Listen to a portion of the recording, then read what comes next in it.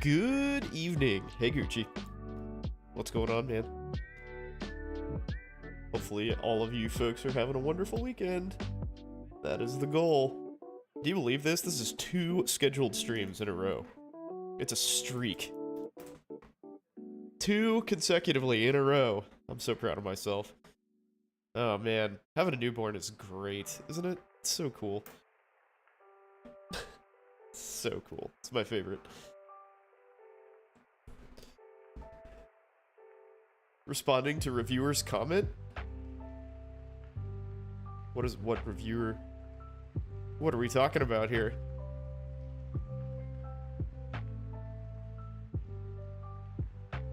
For manuscript? Oh boy, that sounds fun.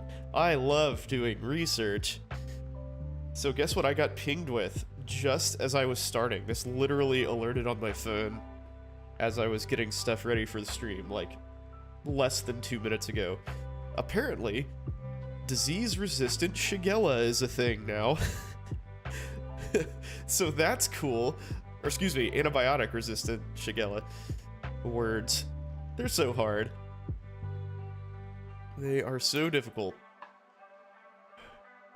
So, for anybody who doesn't know, Shigella causes, like, massive bloody diarrhea, so that's fun. That's super fun. Thanks, nature. Thanks, nature. Yeah, this story literally came across my Google News prompt. You learned about Shigella? Holy shit. Education? So proud of you. You're growing up. Isn't that great?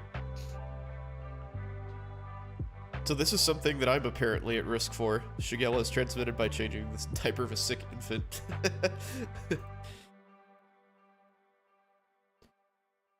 COVID being leaked from a lab? I mean, wasn't that always the, like one of the possibilities? I did read that it was, like, there were multiple, what do you call it? Like, institutions or entities reviewing this, and they were like, it might have happened? It didn't seem like that was a very, confident conclusion, from what I understand.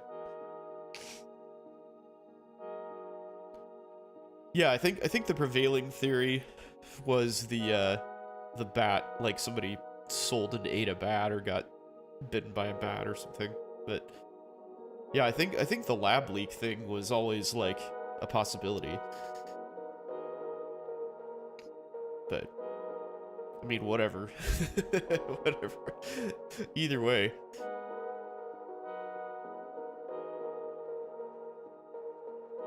So I kind of thought that was the first report, actually, that let's look it up. I thought the first report was that it was like from some sort of like disease lab. First report, COVID lab.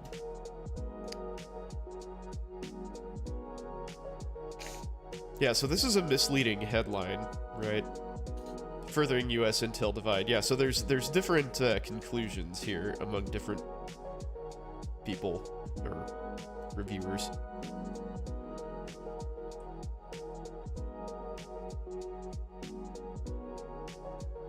This is interesting.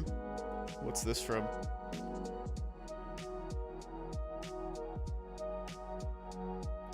No later than November's.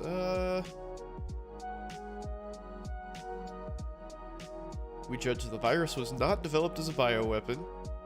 This is interesting. What is this? National Intelligence Council. Okay. Director of National Intelligence. 2 agencies believe not sufficient evidence to make an assessment either way. Didn't have foreknowledge of the virus before the initial outbreak emerged. I don't think I've ever read this before.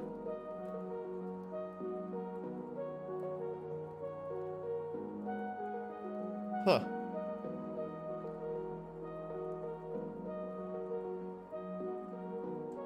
Let's see. Others, laboratory origin. Yeah, okay. So yeah, that's what I thought. Some analysts favoring natural origin. So this, like, basically is old news, right? There's nothing new here. Like, people still kind of disagree about what the hell happened.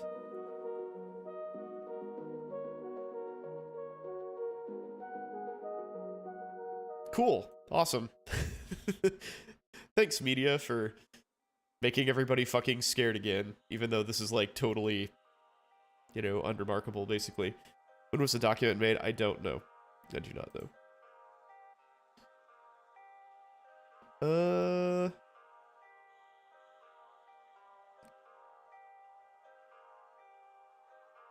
Could have been leaked from a lab.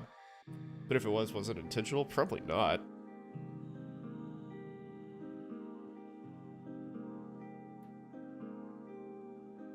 Let's see, does this say?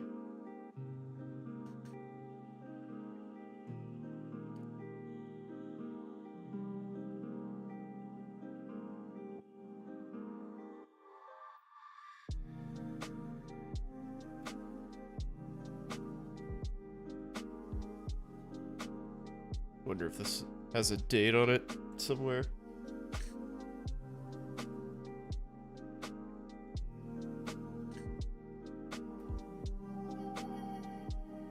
Did China report that the virus escaped in a reasonable amount of time? I'm sure they didn't. I'm sure they didn't. There was, I don't remember the exact timeline, but I seem to recall there was a whole lot of obfuscation at the very beginning. Where they're like, no, it's fine, it's totally fine, it's fine, it's fine. Oh wait, we have like 50 million cases of this, fuck. Lots, like I guess Wuhan is sort of known for its elderly population and very poor health. Like the pollution is terrible and tons of people smoke there. They have really shitty lungs, so like the supposed death rate there was like really, really high. There was tons of morbidity and mortality, and they just like couldn't hide it anymore. We talk about dementia and hospice? Sure. Yeah, I got your DM. What's on your mind, man? So I think I've made my I want to go to China too, actually. I would like to go to China. Apparently it's a pretty lonely place if you don't speak Chinese, though. Like, nobody speaks English. Even in major cities, from what I hear.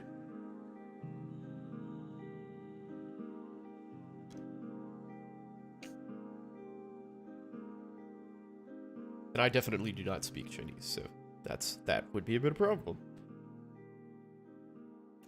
I even had I had two friends, one of whom, like, is first generation Chinese, I think. Like, his parents immigrated here. And so he's obviously fluent in Chinese, but his friend, my other friend that he went to China with is just like a, you know, big Arkansas white guy.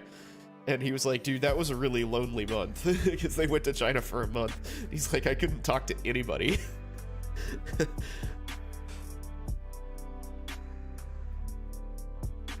What was my experience like when my grandparents got dementia? They did go to hospice briefly. One of them was at the VA.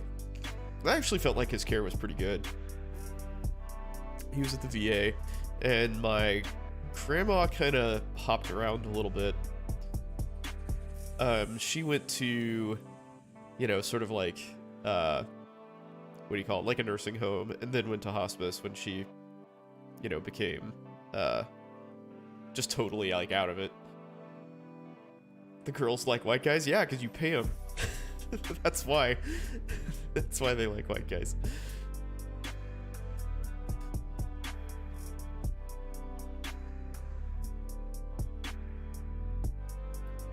But yeah, I had a really good experience with hospice care overall.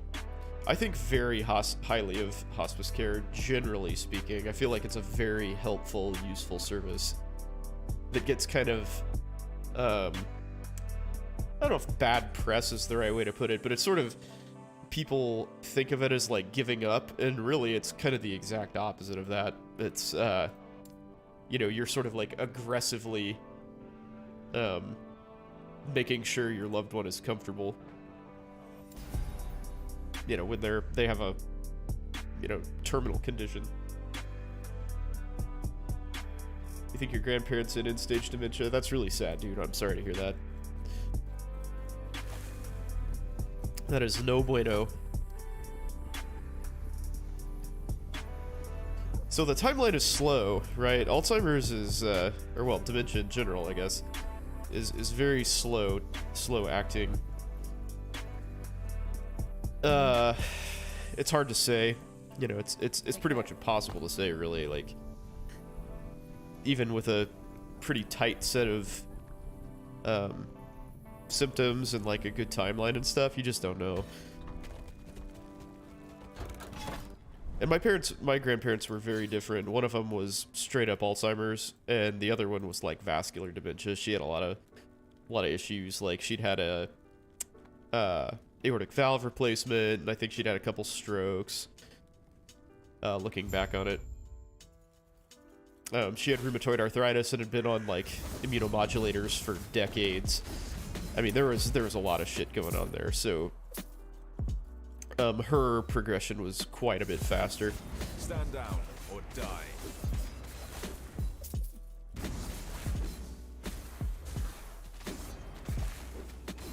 Ah! Oh my god. I need so much more life on this character, holy shit. Would I support euthanasia for dementia? Yeah, absolutely. Yeah, it's a terrible, like, that's one of my greatest fears in life, honestly, is like doing a slow burn on the way out. I think that's absolutely terrible. Like, I value my mentation pretty much above all else, to be honest. Like, that's like my identity, you know?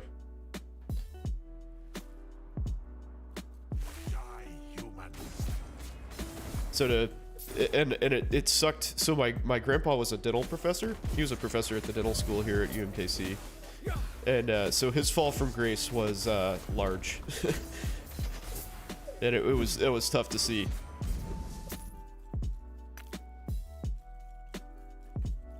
And like that hit really close to home, because that's kind of like, you know, how I see myself. Like, you know, kind of in this power position, like prestigious job. You know, I'm like a, you know, top 1% wage earner, very successful in life, and to just like kind of slowly become a, you know, increasing burden on my family is, I absolutely do not want that for myself. I am all about quality over quantity of life, because I see what quantity looks like, and it is not pretty. I mean, we've had very similar discussions on this stream multiple times, right? I think my stance is quite clear. But yeah, the only thing that's tricky is legality, right?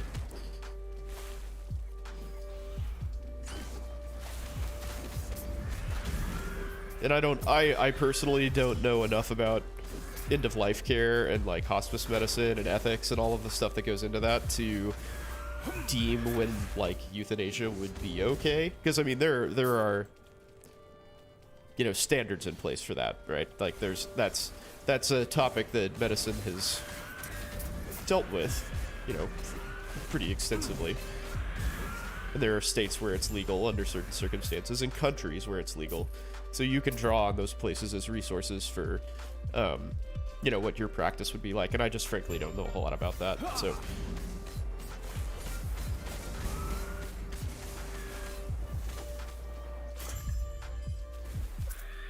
do I have my hands insured? You know, I don't, but I probably should. I wonder how you go about doing that. I have an umbrella policy, which probably would cover that. I've got like disability insurance and that sort of thing. Huh. Yeah, I never actually considered that. But I'm not a whole lot of good without my hands.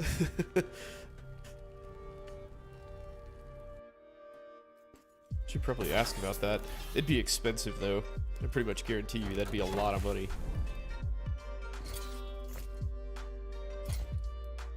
Because I'd probably insure them for like $5 million or something.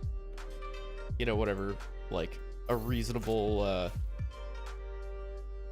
percentage of my career would would yield. That's what I'd be insuring him for. The Siege of Farwood. Let's go.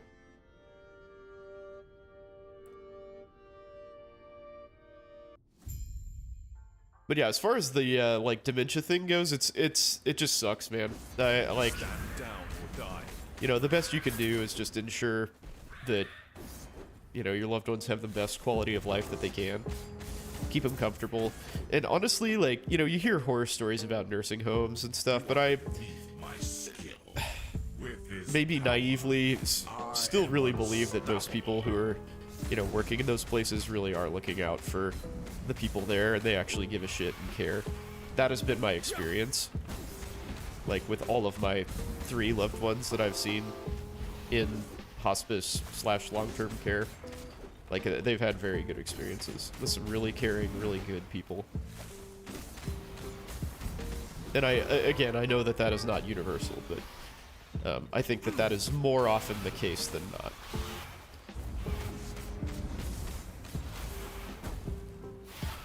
Like, when my grandma was kind of on the verge of hospice, she was sort of in the, like, advanced care section of a nursing home. And they basically had her sit at the front desk and, like, hold like a stuffed animal, I think. And, like, she thought she was, like, taking care of a baby or something. I don't know what it was, but it kept her occupied and she was good. How long would it take me to liquidate and get back to living on a resident's salary if something went wrong? Probably not long, honestly, because we don't have a whole lot of assets. Like, we have a house, and that's pretty much it. It's like, in catastrophic failure scenarios, we'd pretty much just have to sell my house. And that wouldn't be a huge deal. Because I live in a really desirable part of town, in an exceptionally desirable house. It's very unique for the city. So anybody who came to see it would be like, this is kind of fucking awesome.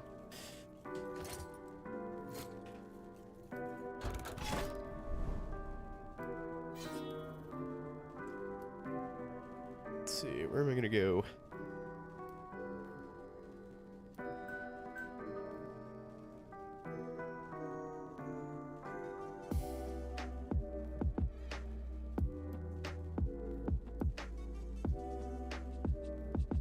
I feel like I'm putting way too much thought into this. Let's just go.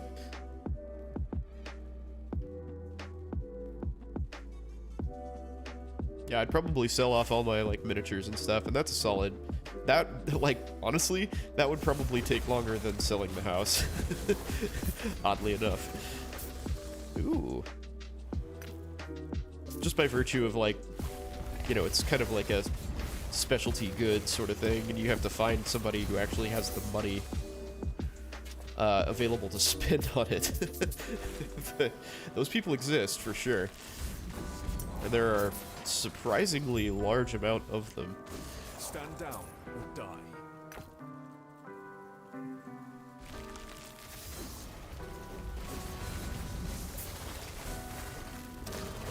Ooh, level up.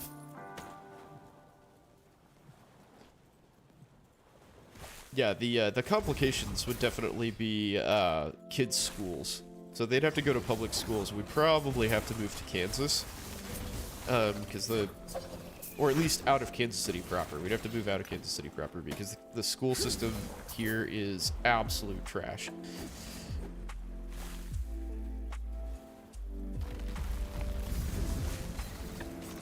So I guess in that scenario, I guess we would move to Kansas. Yeah, but that'd be weird. That'd be a tough adjustment.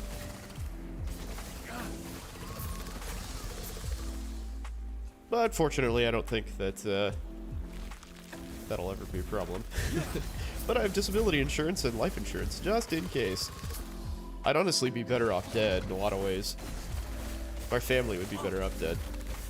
I have a very good life insurance policy. Die, human.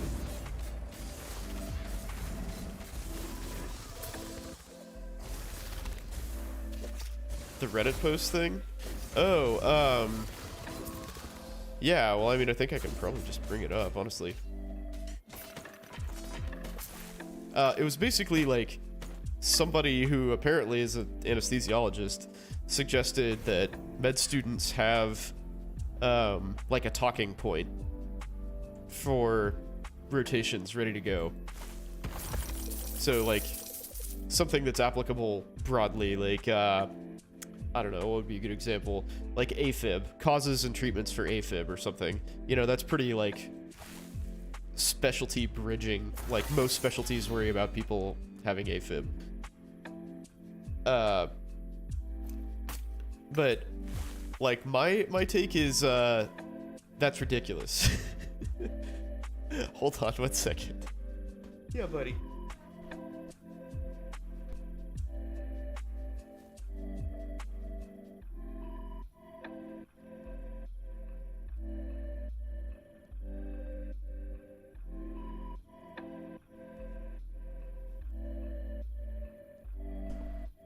I'll be right back.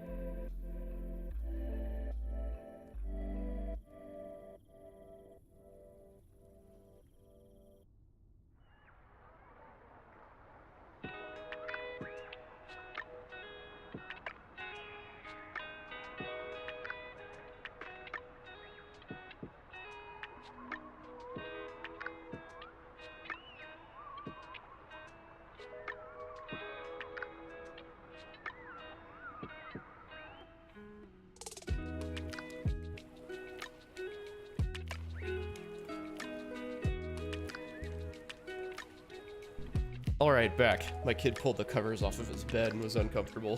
So, oh, children.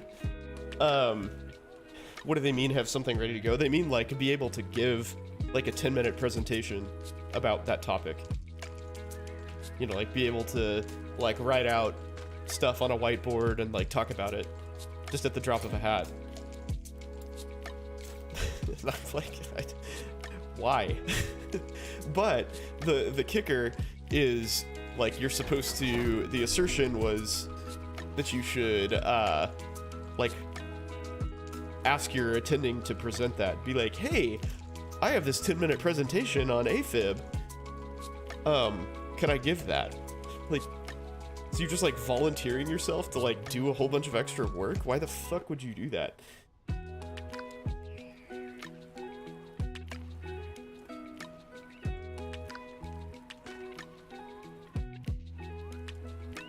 Some make you give a present. Yeah, but that's homework. That's different. Yeah, that's totally different if that's like an assignment.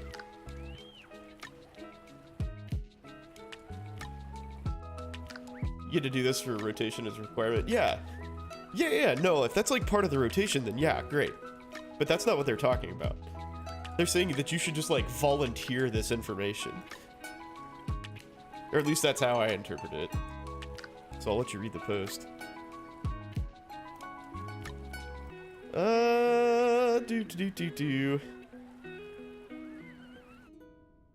This is the comment.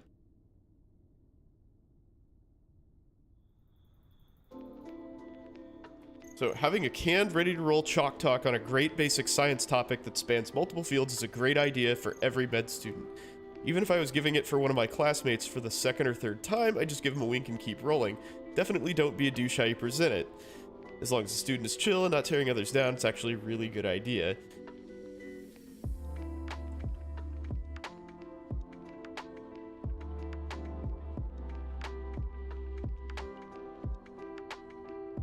Yeah, so like if you have a presentation and you're asked to give it, that's totally different, right? It's totally different. But this, the subject, and I think maybe the, oh no. Let's see. This is talking about some dude who had a coagulation cascade, had the coagulation cascade memorized. And whenever it came up, he's like, oh yeah, I can do this, and just like volunteers this stuff, right?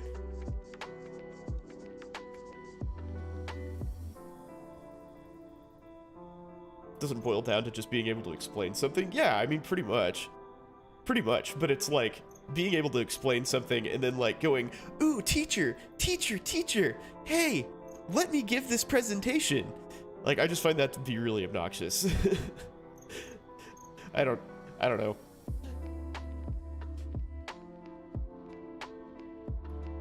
Maybe I'm wrong. Maybe I'm the weird guy here, but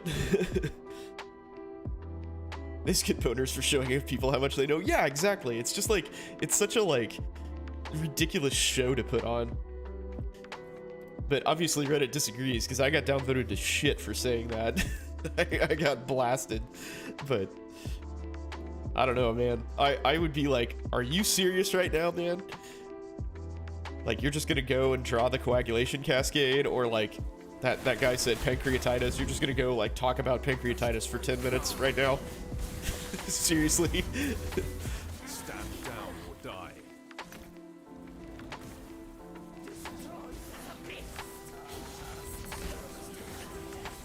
Yeah, well, I'm glad at least a couple people agree with me.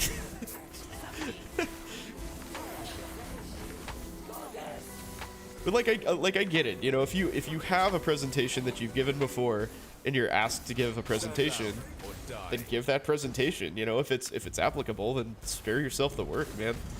That I get. That's like, to me, that's completely different. That's an assignment. That's something that you are told to do. But if you have this ready to go and then you go to your team and say, hey, I want to give this presentation on the coagulation cascade, like, that makes you an asshole, in my opinion. Like, nobody wants to hear you talk about the coag cascade. Nobody gives a shit.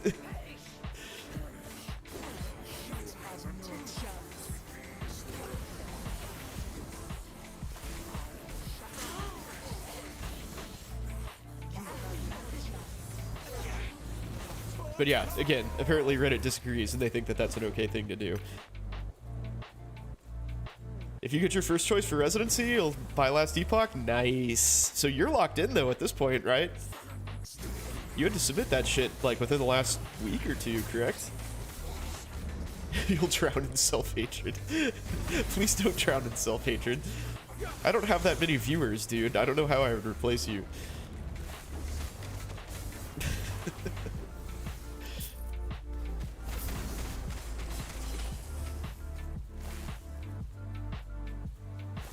Well, I have high hopes and high confidence that you at least did well in the interview. So if you made it in the door, you're probably gonna do okay. It's not like you were gunning for, like, you know, Harvard, Hopkins, you know, Yale squared kind of thing. Tuesday's the last day, but you're already in. Okay. That seems late. I feel like I had to submit mine like in mid-February or something. I don't know. The timelines on all those things are so blurry.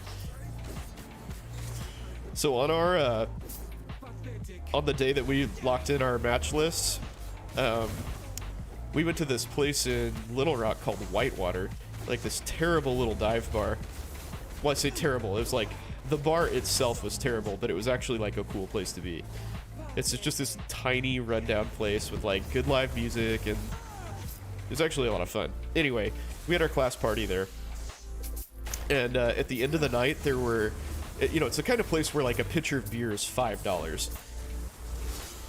And with that in mind, there were 8 of us at the end of the night with $350 on our tab, on our prepaid tab remaining, and we finished it.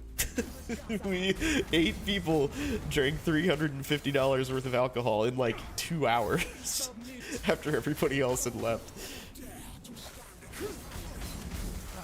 At a place where a pitcher is $5. I have blacked out like 2 or 3 times in my life, and that's one of them. It was pretty fucking awesome.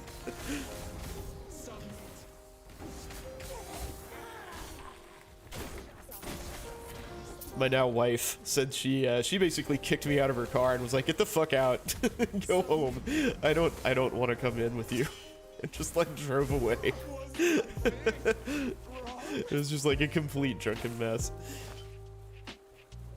March 1st is the deadline. Okay, yeah, that is definitely later than we had it. I remember distinctly that it was in February because we had a bunch of lead time. I want to say like a month. We had about a month of lead time between submitting our rank lists and match day.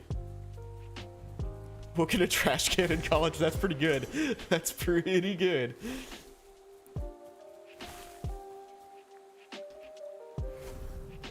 Yeah, at least I had a ride. I didn't like drive myself home.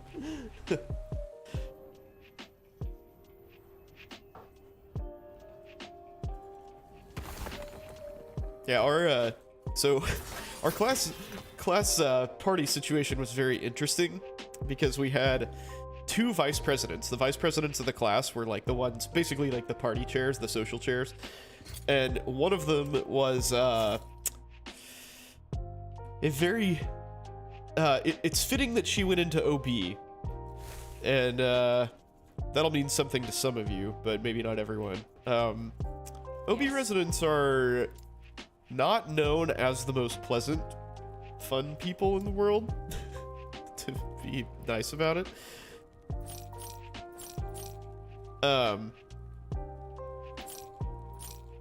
And one of them was like one of the sort of worst stereotypical examples of that was one of our vice presidents, and the other vice president was actually this girl who's really cool.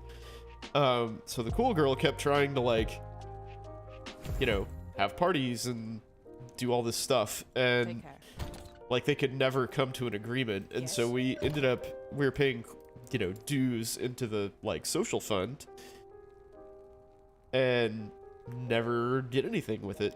And so in our 4th year we had all of this cash built up, and so we were like, well shit, I guess we're gonna have some crazy ass parties now because we have all this money, and like we have 1 year to use it. It just like goes away, you know. It's just like totally wasted cash if you don't do stuff with it. So we did. We had a lot of fun. Ooh, I didn't even remember picking that up. But do I want it? It's actually pretty decent. Lightning damage is health. Yeah, we'll keep that.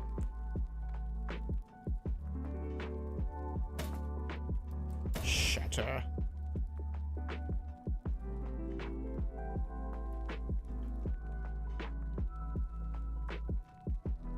That's a terrible roll. Oh, wait, I can't shatter that. Bummer. Ooh, that's a really good roll. False Water Fury. Mana does not regenerate. It is drained at an accelerating rate. Wow. That's pretty good if you have a shitload of mana. How's Octopath going? It's awesome, actually. I just sort of... It's kind of, like, slow-paced. It's very, like, heavily story-driven. So it's kind of a shitty game to stream. Because, like, I want to get into it. It like, kind of takes me away from the like, atmosphere. So I decided to not stream that anymore. But yeah, it's a great game. Totally recommend it. I think I have 7 of the 8 characters now. Jake Paul lost. He fought who? Tommy Fury? Is that who it was? Did he get knocked out? Because that would be great. That would make me really happy. Oh, that's good. That's good.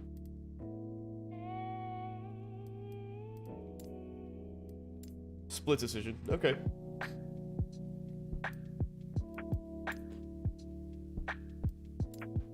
always nice to see a member of the Paul family take a tumble. New Steam Deck so I can play on call. No, I have, I use a VPN, actually. I use a VPN on call. So I got you covered, baby. Yeah, I bought myself a pretty nice gaming laptop a couple years ago. Probably could use an update at this point. Do I not have that unique? Manufactured so they can have a rematch? Oh, yeah. Yeah, I was gonna say, like, yeah, he's not really, I mean, he's kind of like a half-rate fighter, right? I mean, he's not, this is all sort of like a stunt, as far as I can tell, right?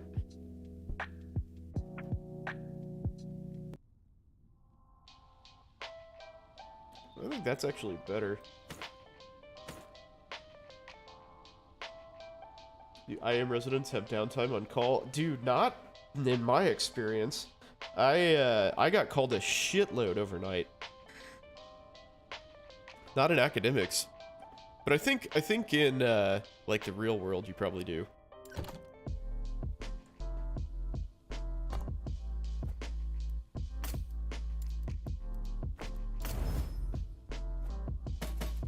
Oh, fuck. That's not what I wanted.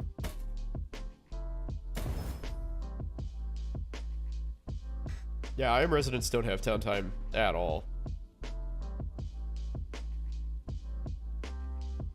That's pretty good. Yeah, like I remember, so I used to do, I was very like aggressive about preventing calls.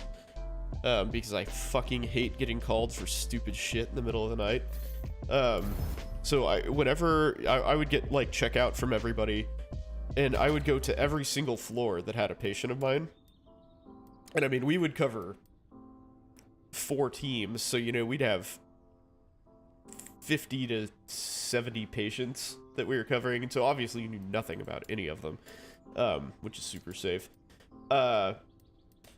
But like really you just kind of got a little checkout on some of the people who like might actually die overnight. and that's about it.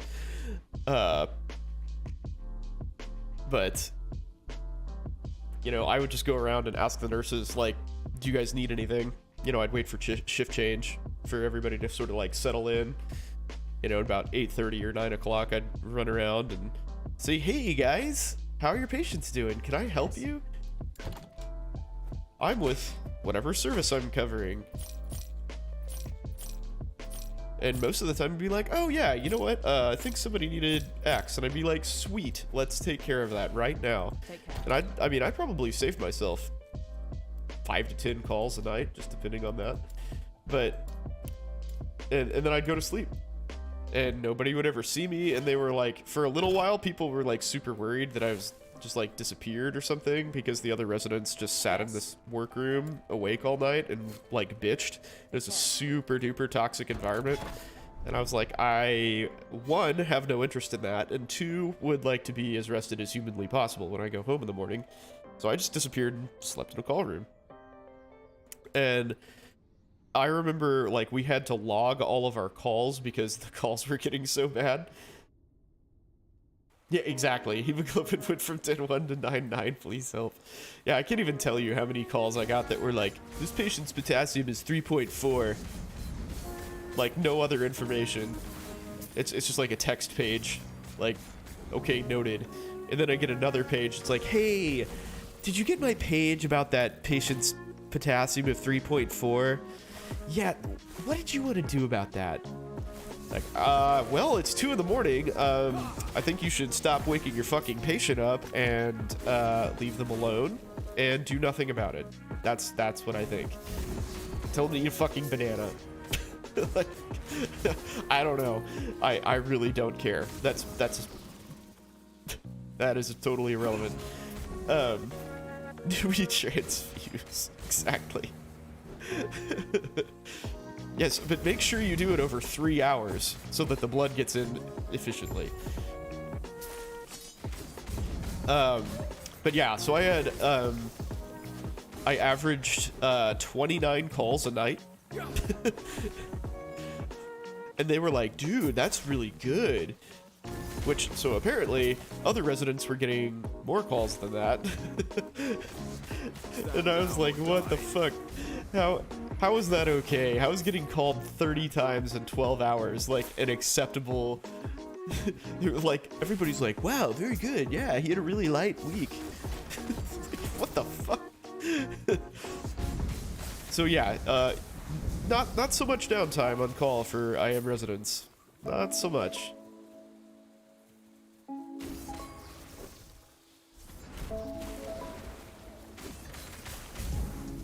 Woo. Is IM respected? Yeah, I mean, yeah, we're still doctors. Medicine's fine, yeah. Nope.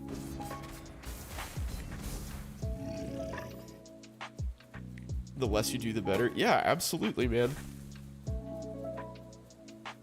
Yeah, and I feel like a lot of problems that the medicine residents had was just like comfort level. And I mean, I was an intern when I was taking night float, so it's not like I was a rock star or anything, but most of them would just like freak out when something happened. And I was just like, how about I just handle this? You know, like I would even, you know, I'd like call consulting services. Like I remember one time for urology, I was like, hey, this guy has like, he's passing blood clots. Can I just do like continuous bladder irrigation for him? Like save you a trip in here? Because they took call, like home call at multiple different sites, and so they would have had to come in. And I was like, can I just order that? They're like, yeah, that's fine. Cool. Okay, I'll do that for you. See you later. You know, the nurse would call and say like, this patient's wheezy. Like, okay, give them a breathing treatment. You know, other people would be like, let's get a chest x-ray and I'm gonna come talk to the patient and have this lengthy discussion with them. Like, nah, man, it's 3 a.m. I'm not gonna do that shit. I'm not gonna walk across the hospital to go talk to somebody who's wheezy. Like, if they have a breathing treatment and it gets worse, you know, their sats start to tank, sure. But if they're just sitting there like, they're like, you know what, my chest feels a little tight, I think my asthma's flaring up. Like, have a neb. Have some albuterol, dude. it's okay. Yeah.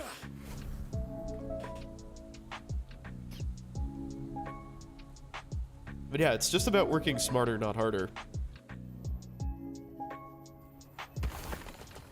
Like, I know everybody else would go, like, I mean, they probably saw a dozen patients per night, at least. I would maybe see 2 or 3, tops.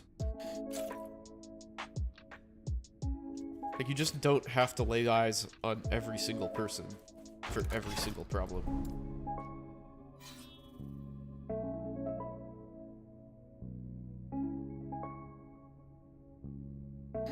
You know, and again, a lot of the calls that we got were just ridiculous shit.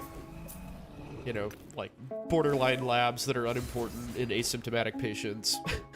Like, no, I don't want you to replace his potassium of 3.4. I don't. I really don't. No shit's given. Whatsoever. And one of the fun things that I recall about Night Float was, there were, like, for a little while, like a couple of days, I was going into, teams' rooms at, like, 5:30 in the morning to give them a report, because I knew that they were coming in then. And everybody was kind of, like, looking at me weird, and I was like, what is the problem here, guys? Like, why is, you know, why is everybody kind of, like, mean-mugging me? And they're like, well, we've already been here looking up our patients. Like, it's fucking 5:30 in the morning, you guys are pre-rounding already? Okay. I guess I'll start getting here earlier. Yeah. Remind me to not transfer into the specialty, because that sounds like dog shit. Oh, intern year is terrible, man. It is terrible. So much grunt work, and so few things that you actually need to know. I learned very little my intern year. Most of what I learned was logistics, honestly, and culture. As far as like actual medicine, I think the learning was minimal. I probably learned more during my renal consult month than I did during the entire rest of the year. Because that was actually really useful. There's a lot of electrolyte management and, you know, like just like crazy sick people having weird shit happen to them. So you manage kidneys, manage hearts. You know, we spent a lot of time with people in the ICUs. You know, trying to get them back up to snuff when they had weird metabolic problems. Like that 1 month, and, you know, I was going home. I still worked a ton, like an unacceptable amount by any other standards, but, you know, 50-hour weeks. Learned a lot about dialysis. Oh god, oh god, oh god. This guy is so fast, and he keeps stunning me.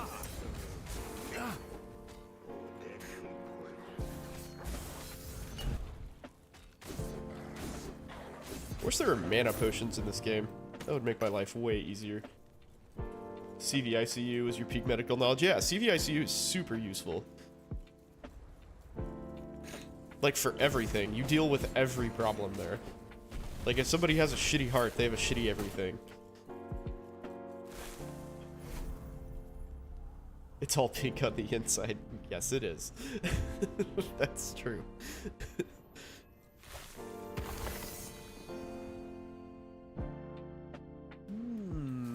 Okay. A Tome of the Elements, you say? With a pretty good roll, actually. Not terrible. Let's see. I know I have one of those because I've used it before.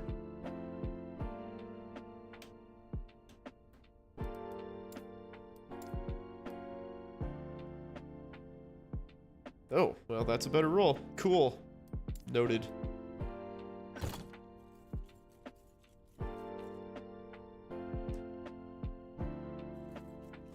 Feel like you've forgotten so much. Yeah, I mean, you will.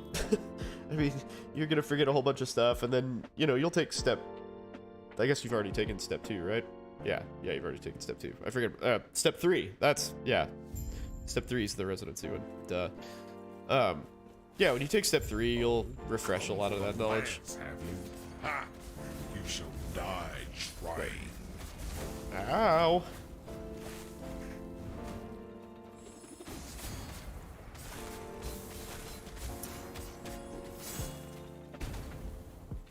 But yeah, I mean, you'll kind of figure out, like, as you go on, the amount of fluff that you need to know decreases, which is nice. But I mean, anesthesia still has a fair amount of just stupid bullshit that they want you to know because reasons. You know, like what things make gases absorb faster or slower into the system, like what, you know, raises your blood concentration of volatile anesthetic. I mean, those are all kind of like theoretically useful things, but in actual practice, you just kind of like hook somebody up to the vaporizer, and, you know, if they are still responding to surgery, they're light on their anesthetic, you turn it up, and if they're not, you don't. It's like, it doesn't really matter. It doesn't make a difference. What are you to a god? You. Did I say anything about hospice? No, I mean, there's not really a lot to be said about hospice, honestly. I mean, it's a pretty, like, a lot of the specialty is, like, social issues kind of stuff, so it's very personal. You know, it's sort of like them helping you deal with your grief and get your loved one's affairs in order, but at the same time, like, providing comfort care, you know? Which is great. Like, that's an invaluable service, but, I mean, I don't really have a whole lot more to say about it. Like, it's a super great service, you should use it, and, you know, get a palliative consult ASAP. Because even if you don't qualify, they'll be able to, you know, that is kind of a dementia, especially if it's Alzheimer's, is like a, you know, it's a terminal condition no matter how you slice it. It's just a matter of when that whole end of life thing's coming. So they'll be able to point you in the right direction. Really, really great service.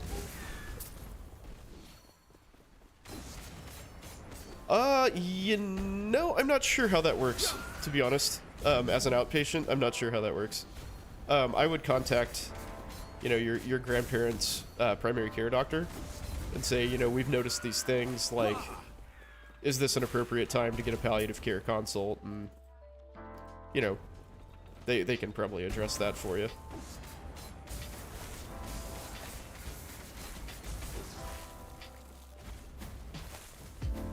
I will burn brighter than Raya himself. You're welcome, princess. What Oh are god, you oh god! to a Oh, that actually didn't hurt that bad. Nothing.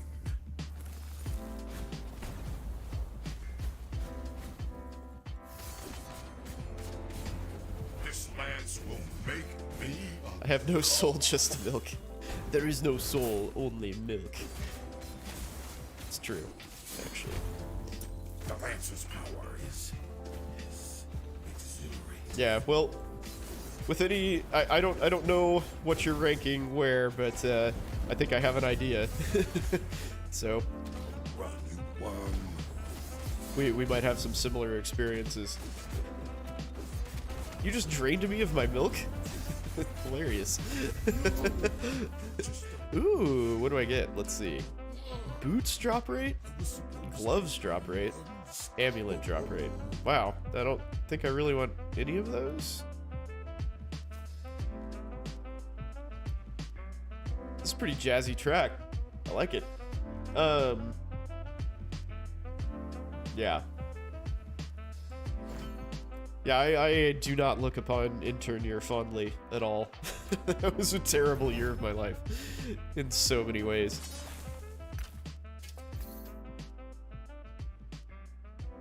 Well, there's milk, there's just no substance to it. What's this track called? It is called Hot Coffee. That seems right. I can see that. Yeah, that Hot Coffee's a good name for that song. That's like, I can totally see that in like a, you know, New York cafe or something. Oh, fuck. You would ask that, wouldn't you? Swarthy bastard. By Ghost Rifter Official.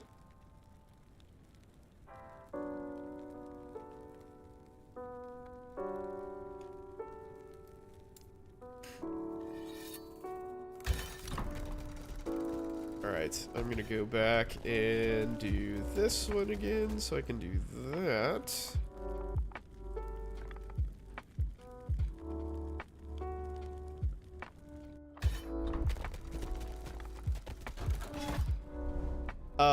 I go by Alex because my dad's name is also Steven, but I am not a junior.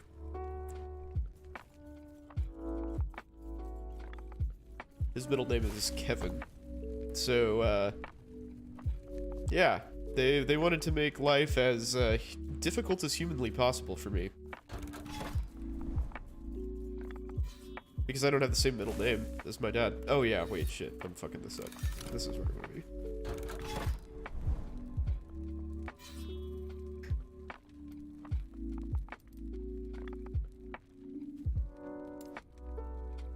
Yeah. First name is.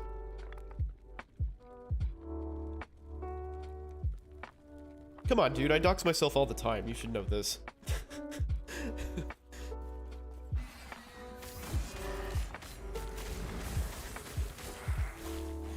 God, that bitch be tough. Ow.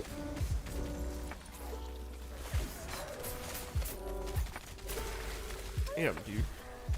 So much shit hitting me all at once.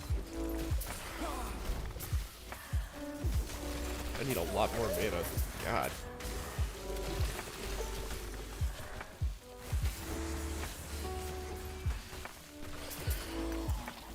So yeah, I'm trying to think if I had anything, like, really positive to say about intern year, and I'm not sure that I do. I think I already said the most positive thing that I can recall. It's you know, especially for specialties where you have, like, a true intern year, you know, like anesthesia, dermatology, what are other ones? Help me, guys. Optho, radiology. things where you have a real intern year where you're just like kind of off service, you're everybody's bitch. Like that is what you are. You're their bitch, and you are purely there to generate work or generate completed work, I should say. And that's pretty much it. And you're not getting a whole lot out of it.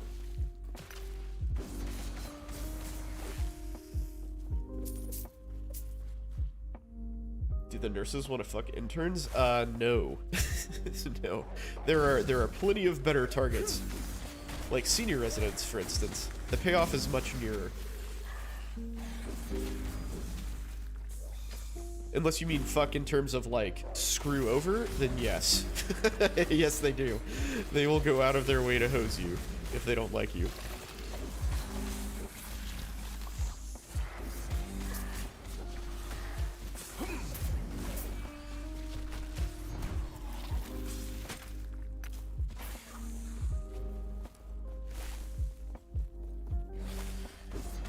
Weeks on medicine, 1 on pain service? Oh, yeah.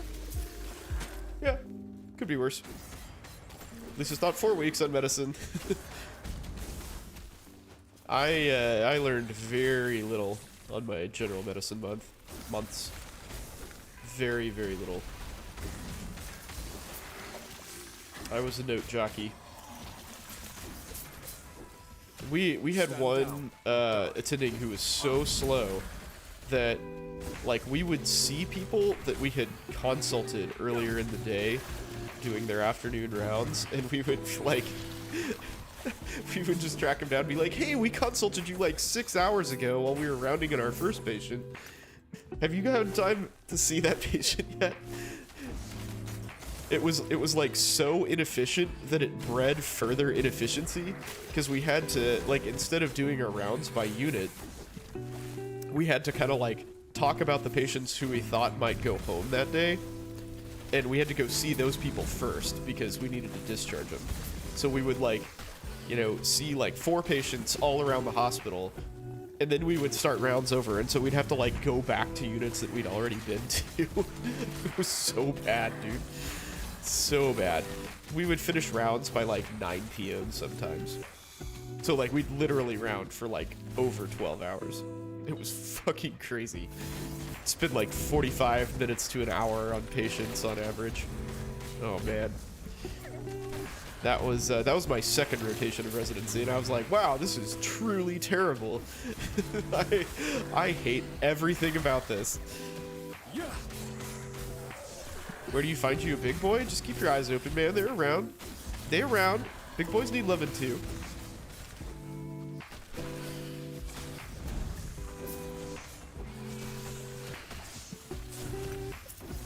Oh, I need so much more mana. I think I might have to just like make a radical gear change.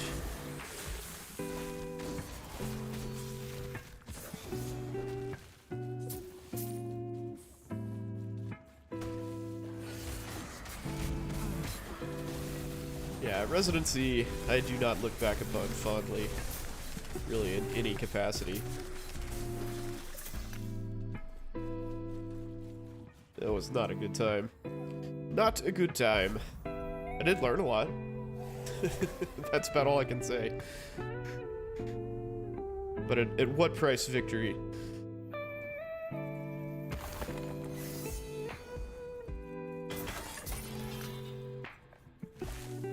Yes. Shop.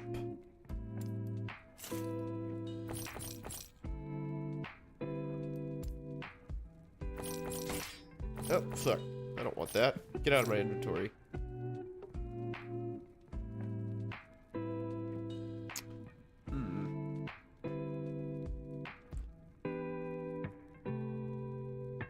Smite and Vengeance don't have physical damage over time, though, do they? Yeah, we'll pass. Just hit up the OP floor, dude. There are plenty of them there. Plenty there.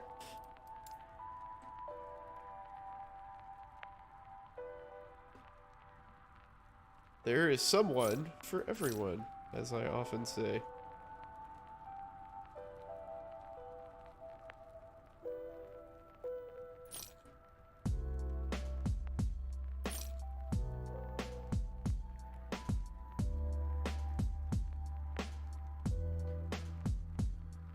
Yeah, the OBE is, it's really remarkable, man. It is pretty amazing, the people you find who, still get it on. Like, sometimes it's, like, mechanically challenging. You're just like... So, I'm curious, how? How did you do that? Like, you're a human blob. Like, what? How did this even happen? Can you stand on your own? Like, can you roll over? Because I'm not convinced. Ring of Shields, A. Okay. We'll shatter all of that. Shattering we will go. Oh, wait, do I want to shatter that? Yeah, sure. Broomstick to hold up the flaps. There was a story from Arkansas when I was there that this lady kept, like, of, you know, similar description, kept coming in to the emergency room with these, like, infections in her gut, like her panis, and they couldn't figure out, like, what the hell was going on. And it turned out that, like, they finally just asked her, they were like, look, what the hell's going on? Like, you've been here with these infections over and over and over.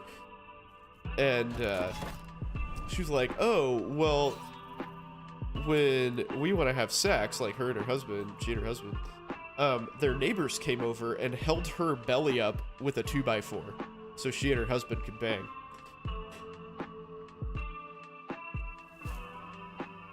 You thought doctors were supposed to be non-judgmental? Well, welcome to the stream. Welcome to the stream, sir.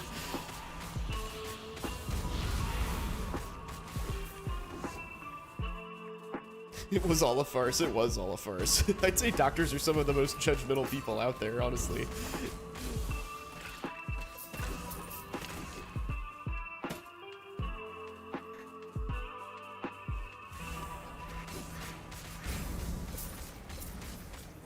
But yeah, that was a very interesting story. I mean, like, how does that come up in conversation, right? Like, you're like, hey, John, would you mind coming over and holding my wife's gut up? Because I just kind of want to get laid, and we're having some access problems. So, you know, if you and Sarah could come by and help us out, that would be really cool. We'd appreciate it. Maybe we'll take you guys out to dinner or something. Is that alright? Yeah, alright. Yeah, that's a totally normal request. Just help us out. No big deal, right? Just friends. Just friends helping out friends. You don't have a fupa.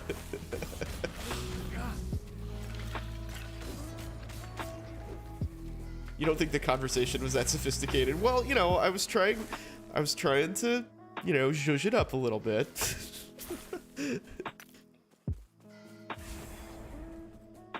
Yeah, I don't think they were, like, sipping wine coolers at their country club while they had this discussion, right? They were... That's not quite how it went. Oh god, oh god, oh god!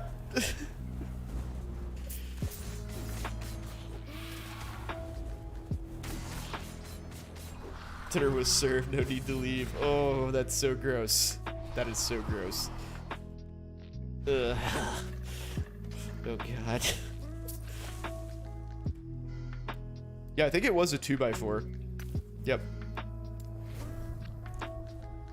And I don't know. I mean, I feel like a 2x4 would, like, penetrate less, right? So to speak.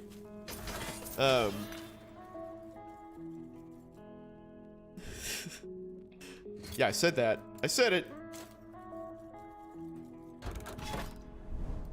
I take responsibility for that comment. Some panis infections? Oh yeah, dude. Dude, some of those panis infections are like no joke. It's like a freaking bacteria heaven in there. There's like all these like gross, dirty ass folds that never get ventilation at all. You can get some gnarly anaerobes going in there.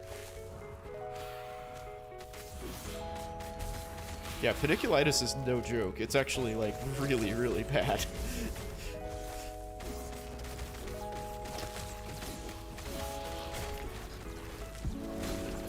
A bubble bath. Well, that's an image I won't be able to get out of my head for a while, but yeah, you're right. You're right. I can't unsee that now.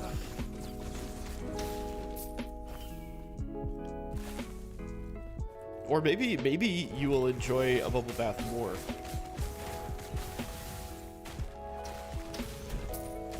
And that's okay.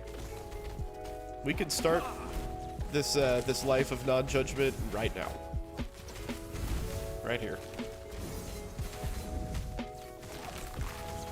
You like your weird infectious fat bubble baths? Fire away, man. Fire away. Boom.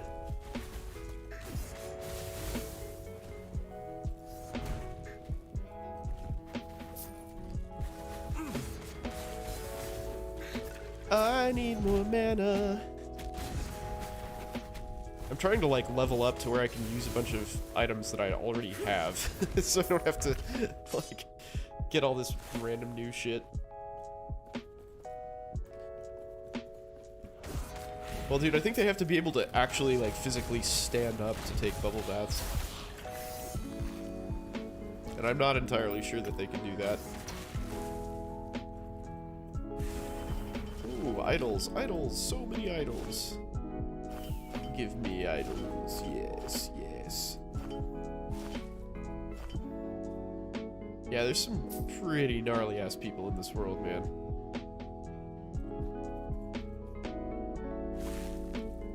Standard path is probably too small. Yeah, I wonder, it occurs to me that people of, like, extreme sizes, and not just, like, hugely obese people, but people who are just, like, really tall, like, the world is not made for them.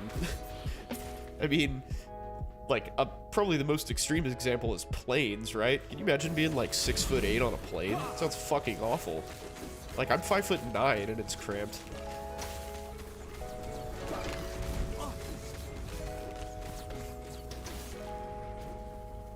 But yeah, like, trying to get in a bathtub if you weigh, like, 400 plus pounds. Dear God.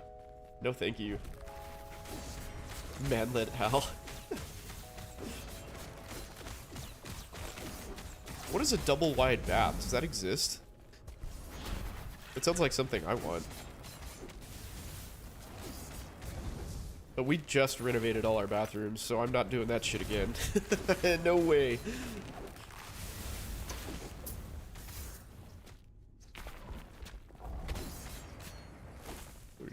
Oh, this is actually my mission, killing this guy. Nice. Oh, I just want to use my spin to win. I want to spin to win. Do I have a hot tub? No, I do not have a hot tub.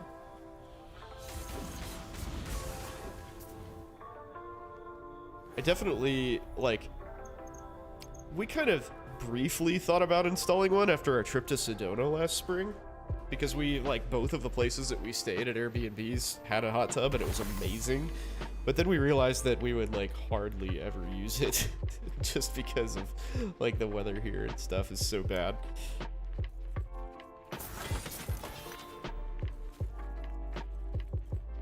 Super luxurious. Yes? I'm a fancy bastard. No doubt.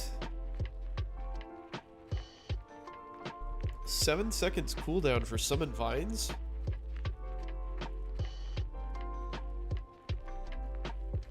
%, increased vines summoned when you directly cast summon vines. Okay. Oh no, it's like a bottom roll for minion crit multi. That's terrible. In a huge range. It's kind of a cool ring, though. I'm not sure I have one of those.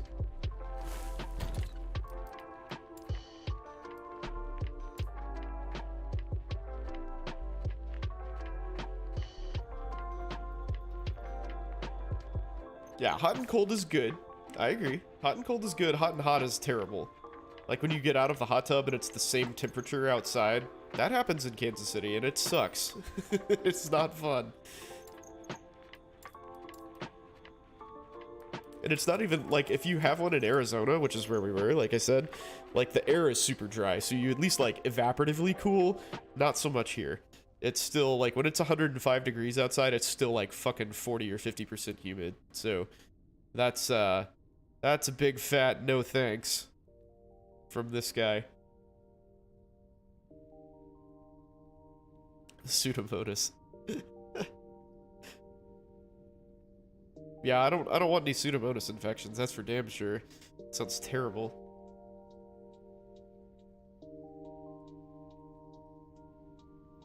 Smite when you hit with throwing attacks? Okay, I'll buy that.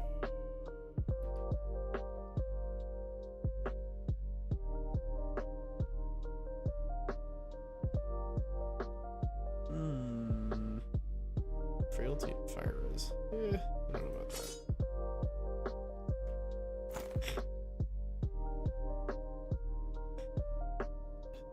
Ooh, that's pretty cool.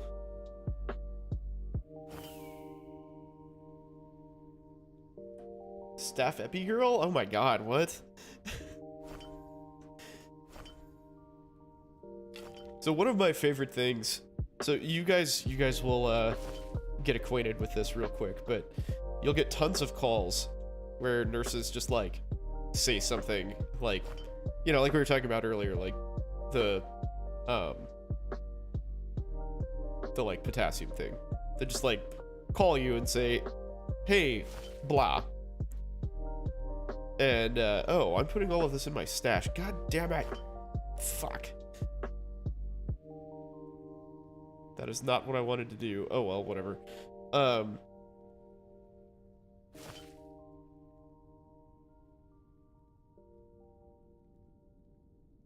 Well, that totally derailed me.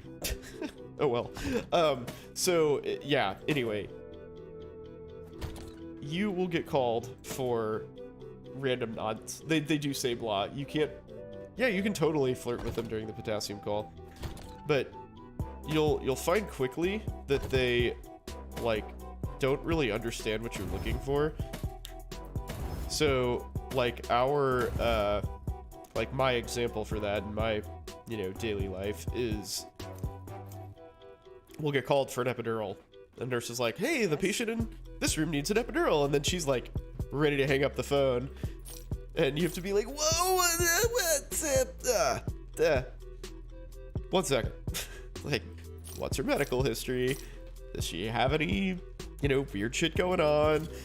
And they'll be like, oh, yeah, you know, she had a heart attack yesterday, but she says she feels a lot better now. But it'll be things like, you know, they'll just, like, tell you a bunch of... They just start, like, rattling off a bunch of random shit. Like, they have absolutely no idea what you're talking about most of the time. Or, like, what you need to know. You know, so, like, things that I want to know would be, like, does she have any heart problems? Does she have any bleeding issues? Does she have high blood pressure? You know, like, are her labs fucked up somehow? What, you know, what's going on? And they'll be like... Oh yeah, she's group B strep positive. Like, do you think that the bacteria in her vagina affect my anesthesia at all? Do you think I fucking care about what is growing in her vag? Do I say fuck to the nurse? Yes, I personally do. I probably shouldn't, but yes, I do. I actually have pretty good... I use OB as an example because that's sort of the universal anesthesia problem child, but I actually have pretty good relationship with most of the OB nurses. So, yeah.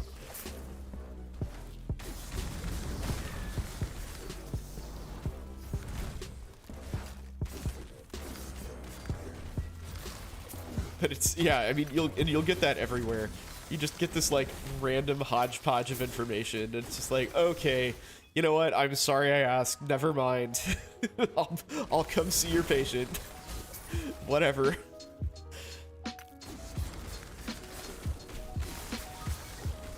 You want to shadow me?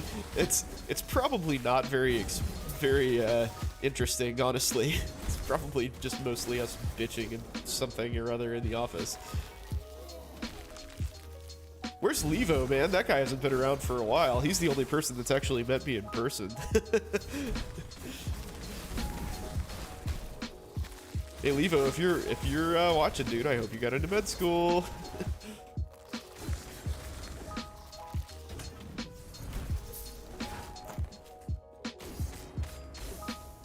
But yeah, he came in shoutout on a really good day.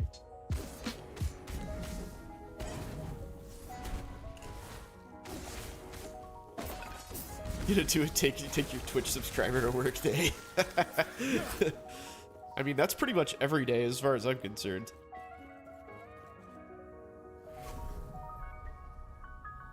Let's see, how many people have I had shadow me? I think only 3. Why do you think he never showed up again? I'm sure that's probably why. I scared his ass off. He's like, this guy is actually fucking crazy. I don't want to be associated with him in any capacity.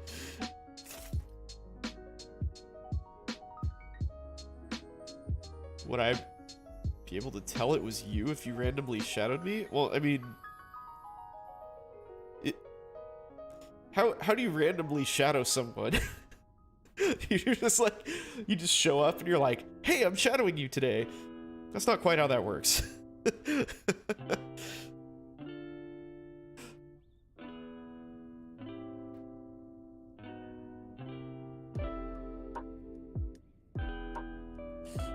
mean, I guess you could try that.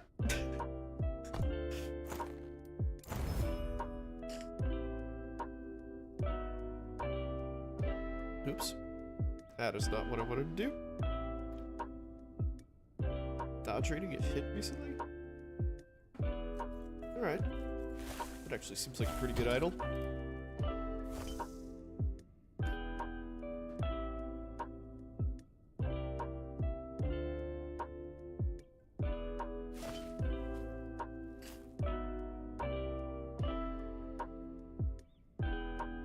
Bleed and poison damage.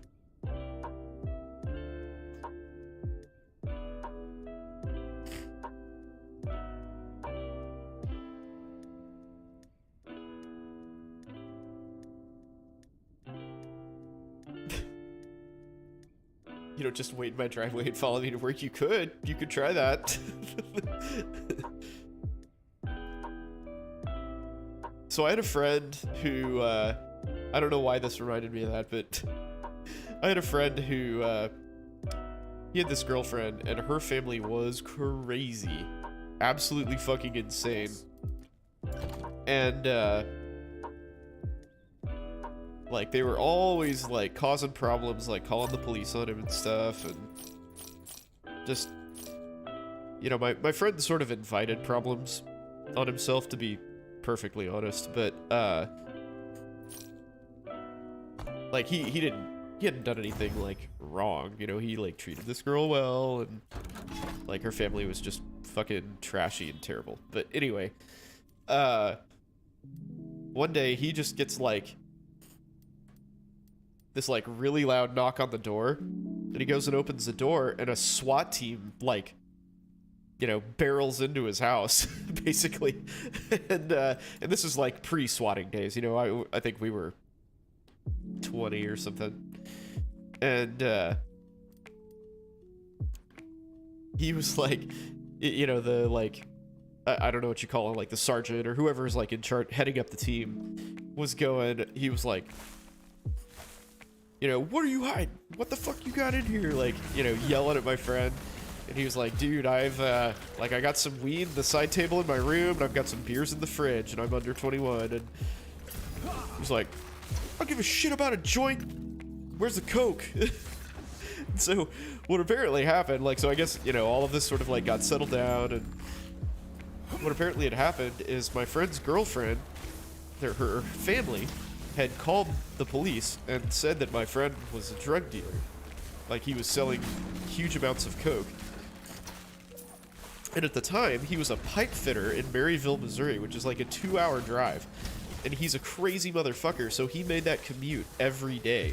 So he drove 2 hours up to Maryville and 2 hours back every single day. And So I can't remember the exact quote, but like he was talking to this, you know, SWAT team guy, and he was like, "Yeah, dude, I don't sell any drugs, like, no." And he's like, "Okay, so that makes sense because we've been tailing you for 2 months, and you would be the most boring drug dealer in the history of the world," or something like that. It's like, yeah, just drives 2 hours up to like the middle of nowhere every day, and then drives back.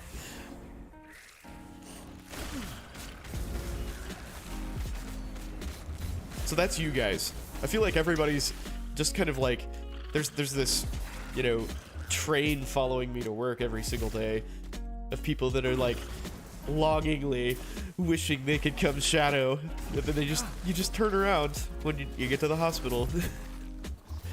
They're like, no, don't go. One day.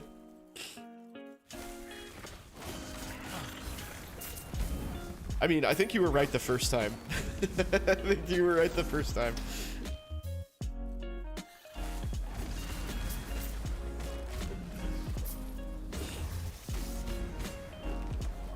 Yeah, I mean, that was like, how much money did, yeah, exactly. How much money did they spend to do this?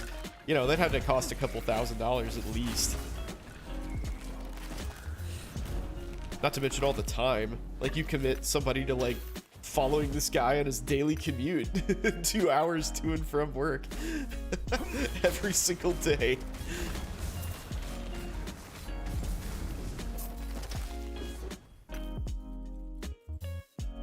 Yeah, this is the not safe for work portion of the stream, courtesy of Cockroach Princess. Maybe I should be streaming on Kick, guys. I think I should switch platforms. Sounds like that place is a fucking Wild West, man. All sorts of crazy shit going on there. Blame Gucci. I do sort of blame Gucci.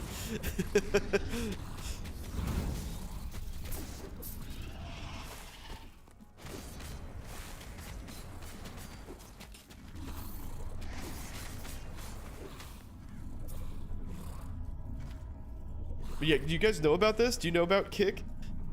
It's like, Trainwreck's like answer to Twitch, basically. It's just like a no-holds-barred Twitch that shares more money with like a higher split percentage with the creators. And basically it's just like anything goes. Yeah, it's from what it sounds like, it's basically like worse than a porn site, honestly, because there is porn. There's like people streaming porn. Some dude got like a 1-day ban for getting a blowjob on stream. It's just fucking crazy. Aiden Ross was playing porn on stream. Aiden Ross is a fucking clown, man. It makes me so mad that that guy has way more money than me. Jesus Christ. What a worthless piece of shit that guy is. That bothers me so much that people like that get famous.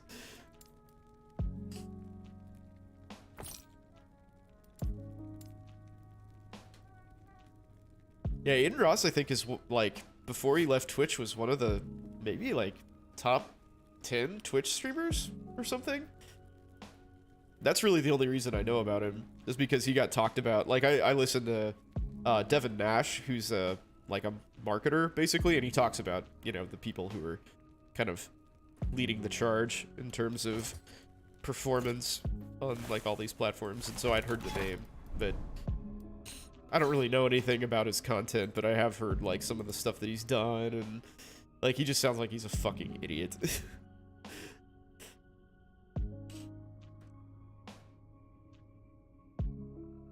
But yeah, basically it sounds like Kick is just a, you know, it's like the Mos Eisley of Twitch, of online broadcasting. Basically, it's just terrible. Do whatever the hell you want.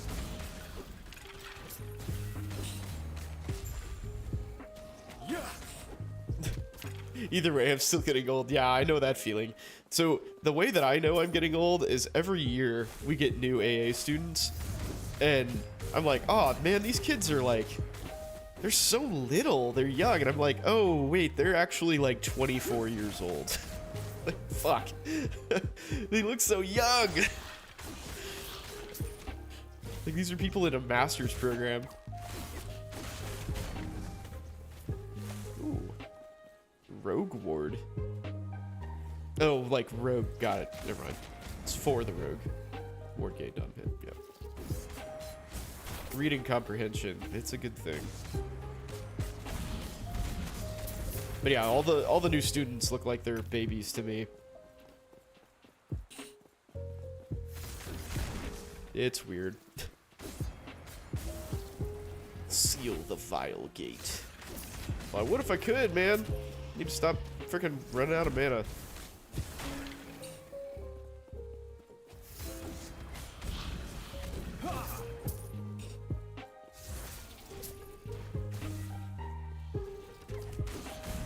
Put Shaq on you.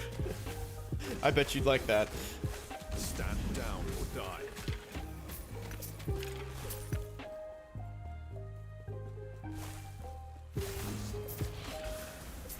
I bet you would. The homophobia. What the fuck? The worst or dumbest thing a student has ever done while working with me. Oh, I don't know.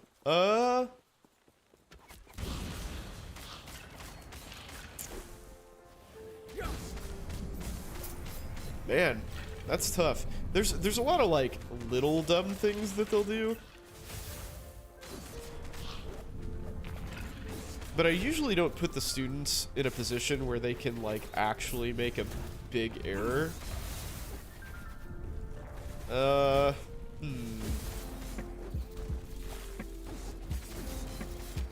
Man.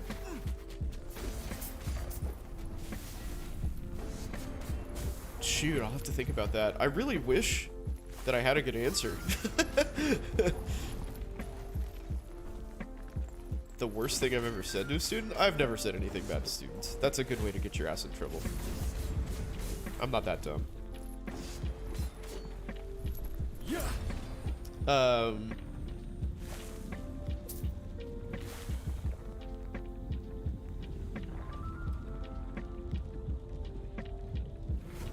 Damn. See, now I gotta think of something. I gotta think of it.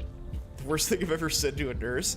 Well, I don't know if this is necessarily the worst thing, but it's the one that comes to mind.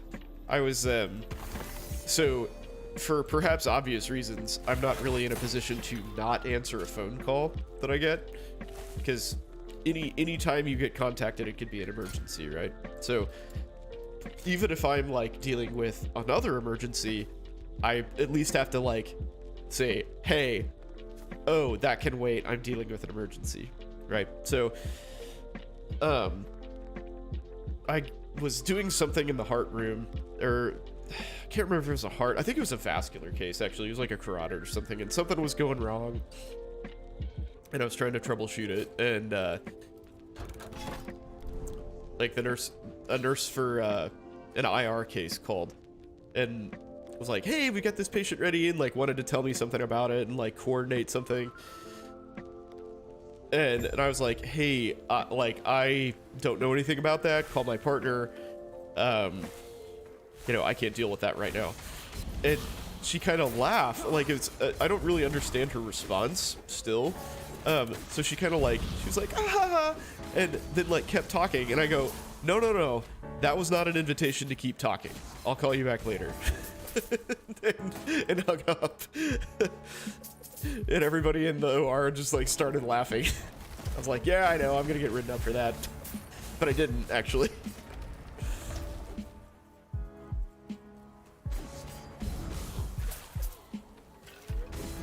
See, so the dumbest thing that I can think of, I've put a lot of effort into this, so that's not that good. The dumbest thing that I can think of a student doing is spilling a bottle of Sevo, like basically an entire bottle of Sevoflurane in the OR. That was pretty bad. that was actually pretty bad now that I'm thinking about it. Because that's so for anyone who doesn't know, that's one of the anesthetic agents that we use, and they evaporate super easily. So it didn't like make a huge mess really, because it all just, you know, goes away. It like spreads out on the floor and then gets into the air, but everybody in the room gets to breathe sevoflurane for a while, which gives you a really bad headache, especially in that concentration. That's a shitload of sevo. A bottle of sevo is probably, dude, I don't know, 50 plus hours of anesthesia time? I don't even know. Like, it's a lot.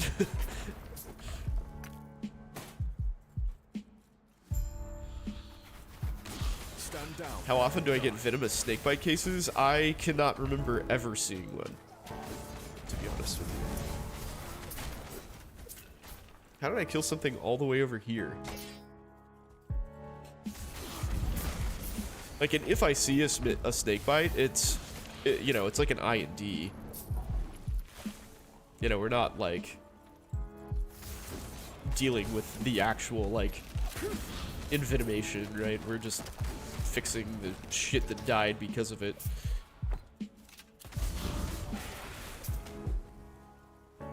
Have I ever forgot to turn on the gas? No, I have not.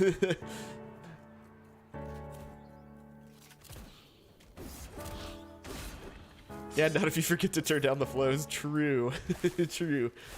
If you're pumping 15 liters of oxygen through that baby all case long, that's that'll use your gas pretty quick. No, I do know somebody who did not turn the gas on, and that's a problem. Perhaps an ongoing problem.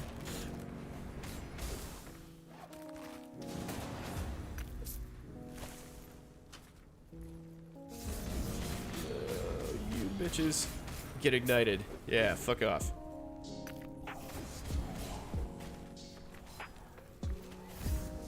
What happens?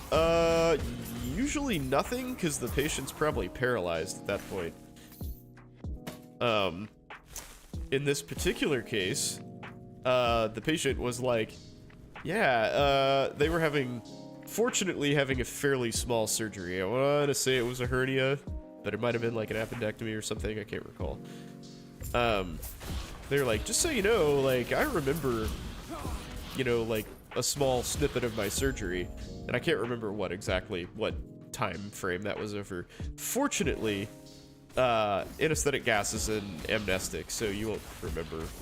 You know, if you had some on board and it like wears off, unless it has worn off for a really long time, you probably still won't remember anything. But yeah, he remembered like, I don't know, a minute-ish or something of his procedure, and he was like, yeah, it hurt, but it wasn't really that bad. It's like, okay, whatever you say, dude. Yeah, so they feel anything and just can't move. Yeah. Yep. I feel inferior people who have gone to more prestigious medical schools? Absolutely not. No, I do not. We all got the same training and took the same tests. Yeah, exactly. Exactly what Bing Bong said. It's all the same shit, man. And like, I've spouted this opinion before. A lot of the high-powered schools, like, don't get as much clinical experience as sort of more pedestrian schools, because they're so focused on research. So no, not at all.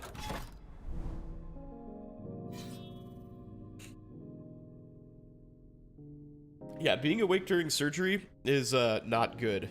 There's a reason my specialty exists. That's a really fucking terrible thing to go through. Would not recommend it. But yeah, like I said, this guy was super chill about it. He was like, yeah, I mean, it hurt pretty bad. But like, wasn't stressed out. He was like, yeah, you know, it's alright. It's like, fuck. You know, it's things like that, like, even if I personally, it's like, so say that it happened to me, right? Even if I personally knew that, you know, I was like, you know, I had like a shitload of pain meds on board. I was like, this is pretty uncomfortable, but whatever. I have the knowledge, at least, to go talk to an ambulance chaser and be like, hey, I had awareness during my surgery. You need to look into this. And I would get myself a big fat check written. But because that's a easy settle, easy settle.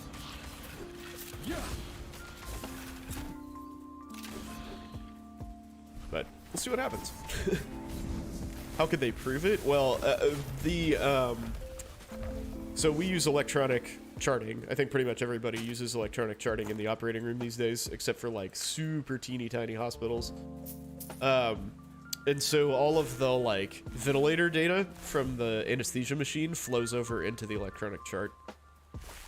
So it had showed that there was no gas on board for X period of time.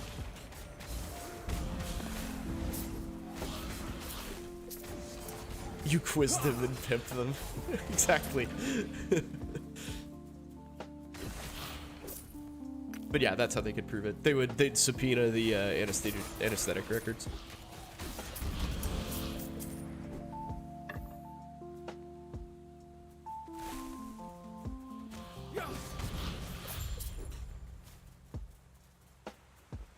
They have anything else to dampen the pain? Yeah, you get a pretty hefty dose of pain medicine up front to sort of blunt the response to intubation, because that is a really stimulating thing, as you might imagine.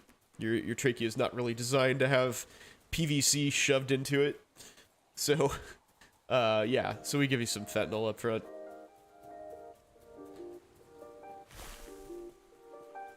And you know, just depending on like where that happened in the case, you know, you might have like had some, you know, narcotic on board, like additional narcotic on board. Hard to say. But, you know, the goal here is to never have that happen.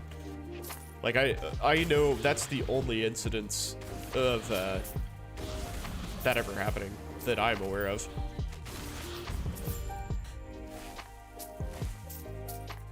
So it's exceptionally rare. Defeat the Imperial Commander. Where is he? There he is.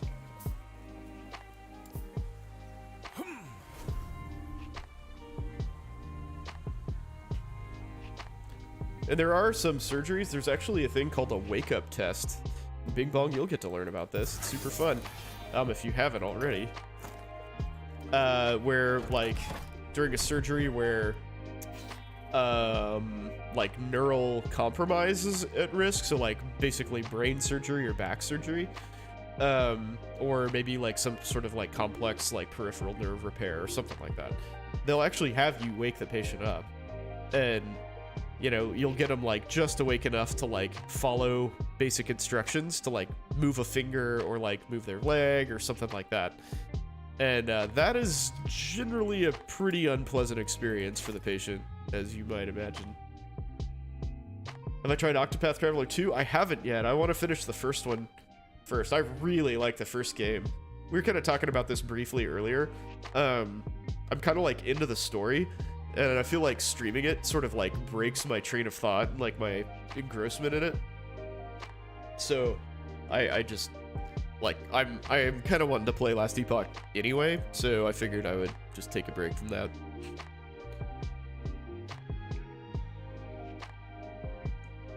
Switch it up a little bit.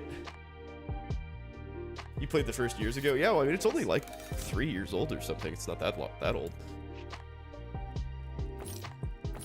But yeah, I will purchase Octopath 2 as soon as I finish the first one, I think. I'm definitely a fan. Ooh. That's pretty good. Eren's Wisdom. Trails in the Sky series? Okay. I may have to give that a shot. Is that another JRPG, I assume? That genre is like, it's just like my childhood, man. It's my childhood in a nutshell.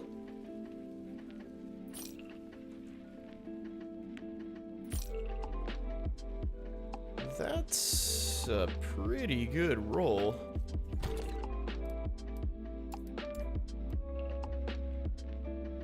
It's comfort food, absolutely, yeah. Yeah, I'd forgotten, like, until I started this Octopath campaign, I had actually forgotten how much I really, really enjoy JRPGs.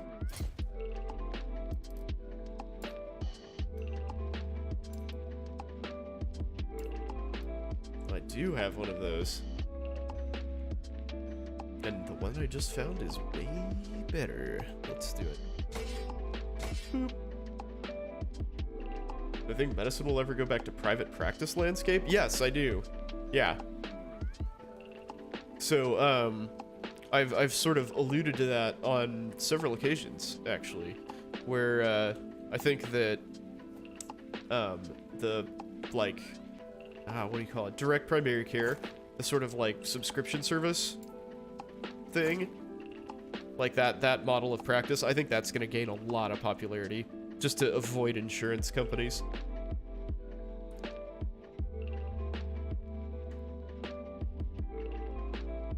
Because it's really good for providers, and it's good for healthy patients. It's less good for unhealthy patients, because presumably they're going to need a lot of, you know, those are the people who need more surgeries and hospital admissions and things like that, but, yeah, I think that'll be a very popular route. Yes. Okay, poison pin.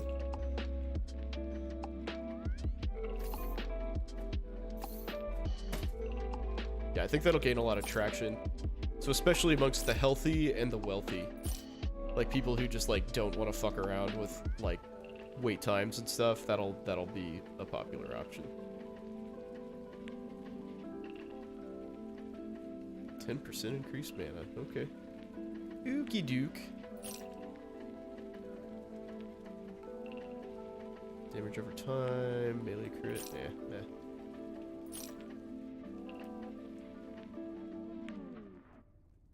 Less bonus damage taken from crit strikes. I just want like straight up crit avoidance though, don't I? Yeah. Okay, so we'll just shatter that. Would it be a bad thing? Someone...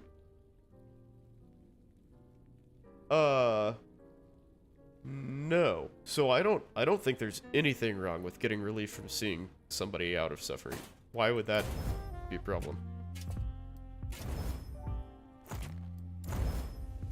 I mean, there's nothing wrong with, like, admitting that that person's a burden, in my opinion. I mean, because they are, right? That's just kind of the fact of the matter.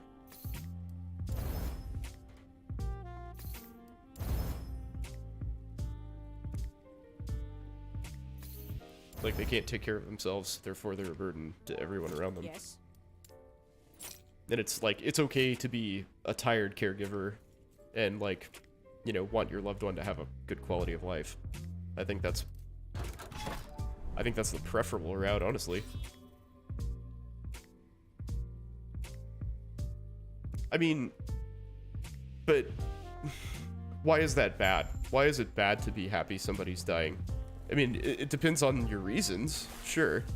But, like, presumably your reason is, like, you want good quality of life for yourself and your loved one.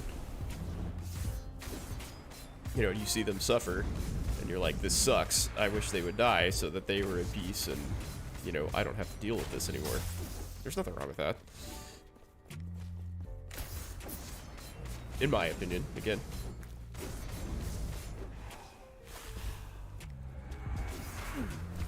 Oh shit, wasn't paying attention. Similar argument with newborns, which you're currently experiencing. Dude, yeah, my kid's a nightmare. She's terrible. Over the past couple days, though, she has slept like a normal baby, which I will 100% take.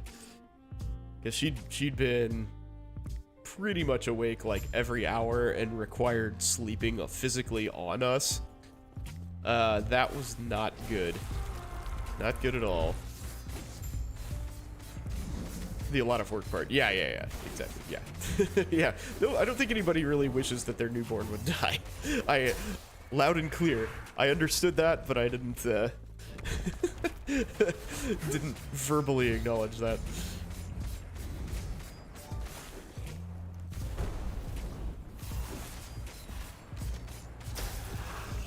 Ow. Yeah, puppies. Puppies are a lot of work. Give me that.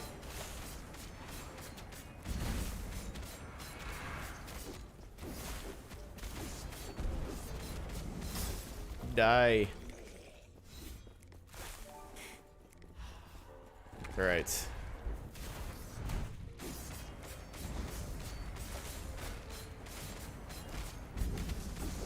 But yeah, I mean, that's okay. It's okay to need a break from caretaking. That sucks. It's sad and it's hard work and, you know, I get it. It's alright. You are not a bad person for thinking that.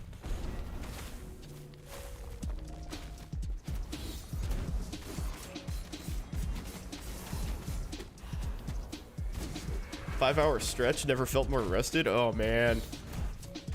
So the first stretch like that we had with my first kid was after his first round of shots. We were not so lucky this time. Like, we slept for 4 hours and felt like we could just, like, conquer the freaking world. This time we did not get that break. She didn't change.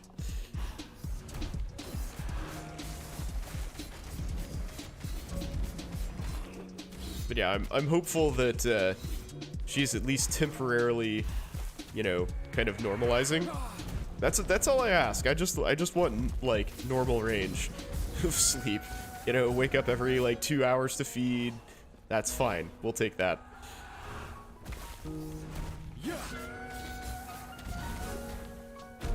Ouch. But yeah, it's at 4 months-ish, that all changes. So, you know, even if we do sort of get it figured out here in the short term, it's gonna change in like a month anyway. So, fuck.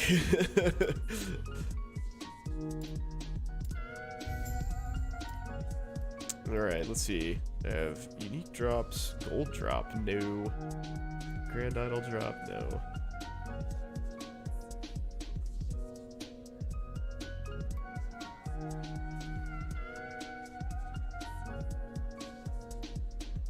Yeah, uniques is way better.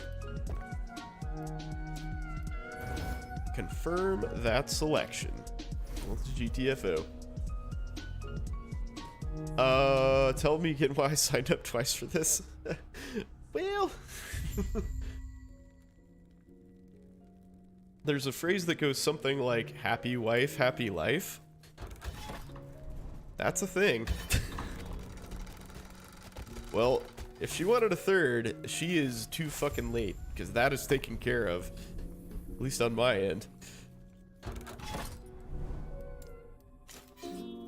I think, I mean, after 2 really bad pregnancies and 2 really bad babies, I think she's done too.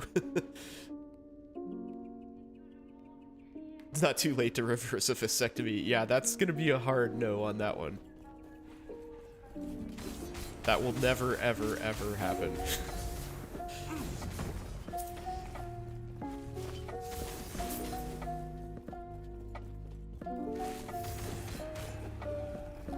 Yeah, we're good.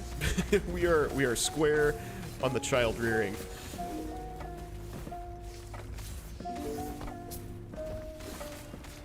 Checking my resistances there. I have paid 0 attention to them.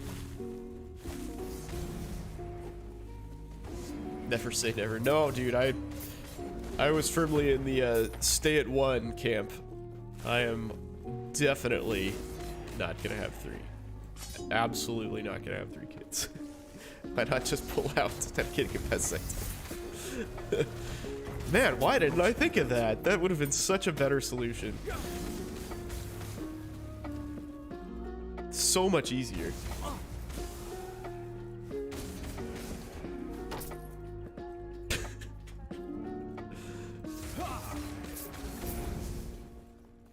Yeah, you roll those 3/4 dice enough, you're gonna feel the burn.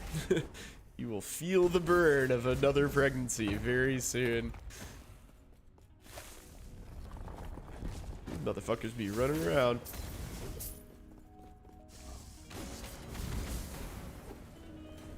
I love hearing straight guy problems. That is the problem. I cannot do that. That whole unexpected pregnancy thing. It always amazes me when people are like, well, it was an accident. Like, dude, you know how this happens, right? Like, there are ways to prevent this sort of thing. You know, like, I get it if you're like, you know, your condom fails or whatever, like, birth control fails, I get that, but, you know, if you're like, yeah, we just had unprotected sex once, I don't understand. Like, dude, like, come on, man.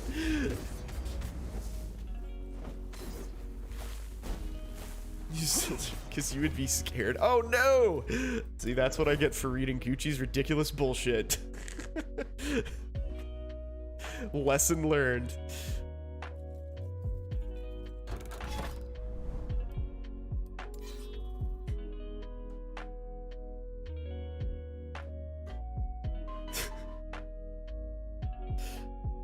Oh man, that's your role in the stream. It's a good role. You fill it admirably. Then thank you for that.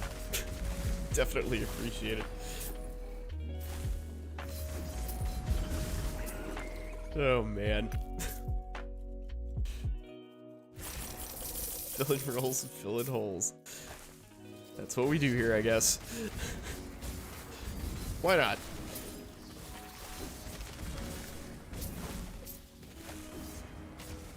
Oh, so I didn't tell you, I narrowly missed out on being a massive trivia winner. I did post this in Discord, so I guess you guys probably saw. But you don't know the story. You don't know the story. Just the roles part. But, yeah, so to abbreviate it, so at the end of the game, there were 3 teams tied with 49 points. And we had 48 points. So the tiebreaker was, what is Michael Keaton's age? The final question in 15 seconds to answer. So what was Michael Keaton's age? That was the tiebreaker. Yeah, fucking Joel. Joel, you jerk.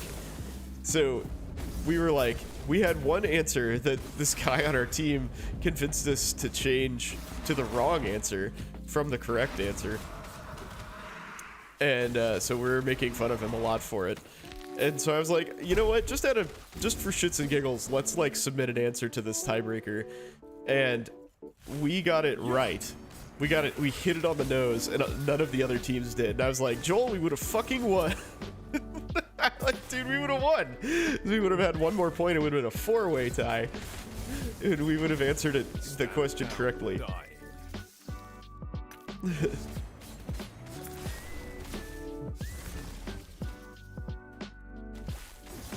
Yeah, so there you go. We did flog him, yes. We beat him severely for his insolence. Stand down or die. He deserved worse, but, you know, we decided, we'll take it easy on him. It's his first offense.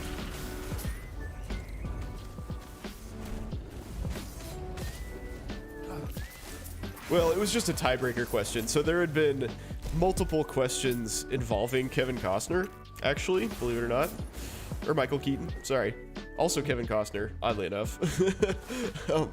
But there had been multiple questions involving Michael Keaton, so that was like a weird tiebreaker question. I can't, well, I could buy the prize, but it's a trophy, and everybody knows that I didn't get the trophy, right? Like, it's totally bragging rights. It's all fucking bragging rights. It's not stuff. The people at this school don't need stuff. Let me tell you. Because they can also buy whatever they want. And probably much more efficiently than I can. I literally have 3D printed my own trophy, but it's not at the trophy that I won at that trivia contest. Oh, this mana situation is fucking killing me, man. I gotta get that taken care of. This character does not feel good. Does not feel good when I only partially spin to win. who was the coach of the Dallas Cowboys. Yeah, I was moderately useful, I would say. We had a good team, though. We had a very, like, diverse group of people. We had a priest. We had a, like, urban development lawyer. We had me. We had a, industrial engineer who builds nuclear weapons. We had, let's see, who else? Computer programmer. And, a film editor. That was our team. I am friends with a priest. He's a super cool guy, actually. The first time I met him was at the Dad's Barbecue 3 years ago. And he and I sat around and talked and drank beer for like 6 hours. He's a super cool dude.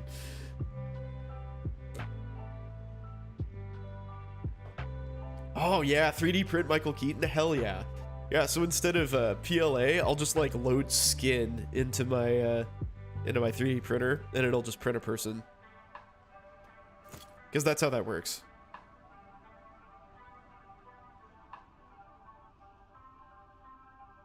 I want to see if this actually pushed through my stream. It did! Hey, cool. Priests can have fun, and in the Episcopal Church they can. And it doesn't even involve altar boys. Isn't that cool?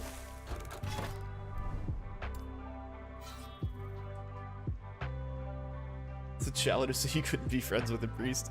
Probably. Yeah, probably is.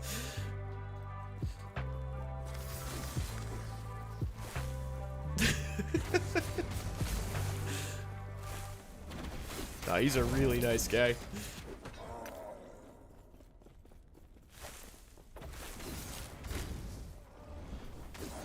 He also has a kid in my class, or my kid's grade, who is also very nice. At least a kid. Yeah, so I don't blame you on the Catholic priest thing. That has made that whole, you know, child abuse cover-up scenario has really, you know, soured the whole religion for a lot of people, a huge amount of people, and I get that. Stand down or die. That's how we know that you guys aren't hiding much, is you're not normal. I love it. But maybe that's your angle, though. Maybe you're like, nobody will suspect me if I'm a fucking weirdo.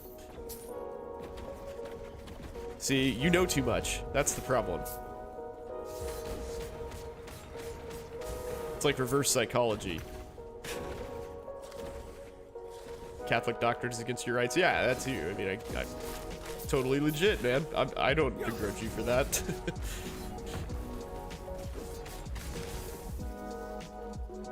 Yeah, the Episcopalian Church is not that way, though. It's sort of like all the fun parts of Catholicism, like, you know, the drinking, basically, and yeah. I mean, I'm not saying it's perfect. I'm not, you know, I'm not really a religious person, but yeah, definitely a much more inclusive environment in the Episcopal Church.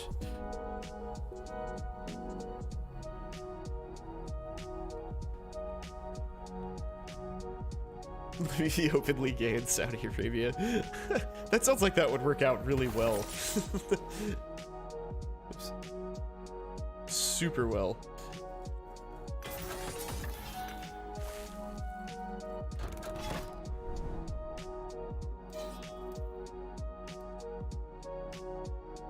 Is this the new Echo? Shit, I didn't even pay attention to what the hell I was doing. Oh well. Fuck it. At least you could drive. Yay.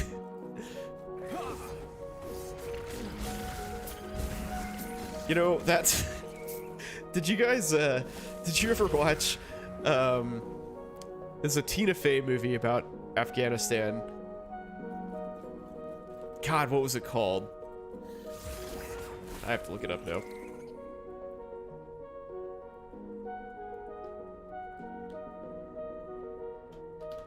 Tina Fey. Oh, I have caps lock on. I'm super cool. Afghanistan.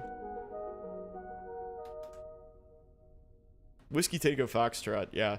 So there's a scene where they're like, you know, covering this big event where it's the first time that a woman had gotten a driver's license and, you know, was like, she was getting ready to drive a car, and there's all these like international film crews there like recording the event, and the woman gets in the car and just like unintentionally floors it in reverse and like runs into a bunch of shit.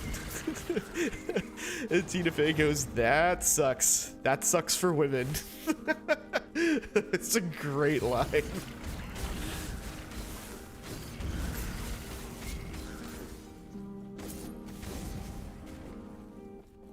The new Prius is nice as, I mean, new Priuses are like not bad cars, dude. I am, but look it up.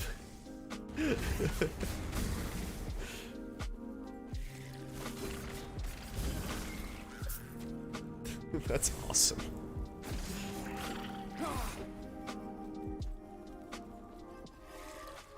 Yeah, but they're a very efficient cheese wedge. The most efficient, in fact. Ah.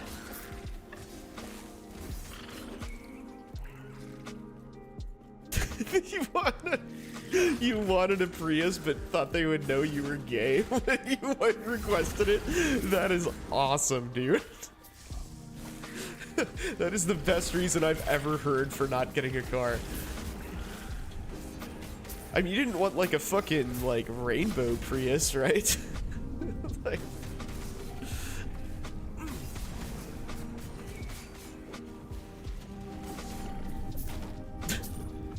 like you're not pinning your Prius like a unicorn. I mean, maybe they would have gotten tipped off if you're like, Dad, I just really want a rainbow unicorn Prius. Could you make that happen for me? That might have sent the message. Habanero orange? Actually, that kind of sounds awesome. That sort of sounds awesome.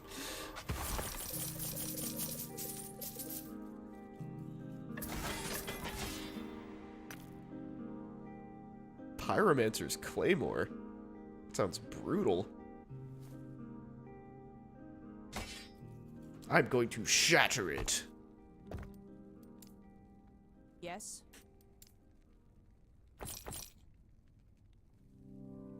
Boop.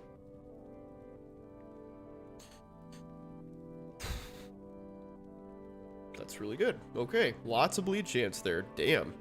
Alright. Alright, Idol. I guess you're telling me to build a bleed build. That's okay. We can handle that. You jump with a Camry? Because that's less gay. Perfect.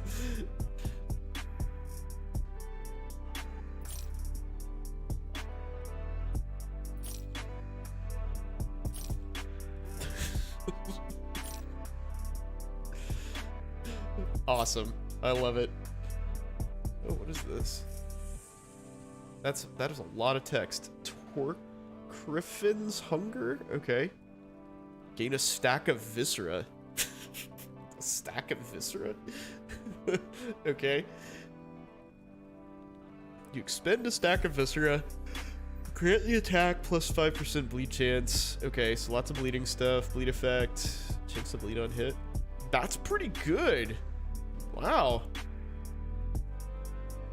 Cool. What's the roll like? Middling? Oh, terrible on the health, though. Oh, bummer. Okay. That sucks.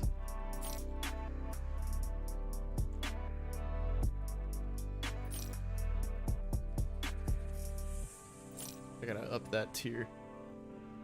What was my first car? Yeah, convert ignites to bleeds? Yes. Yes. That is a good idea. I think I do that, actually. Oh shit. Oh, shit. Oh, well, I need to level my skills up. What is wrong with me? This needs to go up. I am quite sure. Yes, I do. Bleed to ignite chance. Yes. Yes. My first car was a Honda Civic, a 98? 98 Honda Civic, yeah. Silver. I was fucking big pimpin'.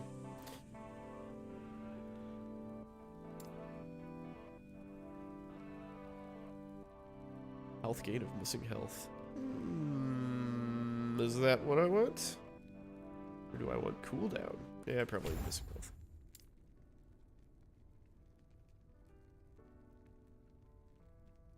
Armor shred area. Yeah, let's do ignite chance. Cool. I dig that. When did I turn 16? 2000? Yeah, 2000.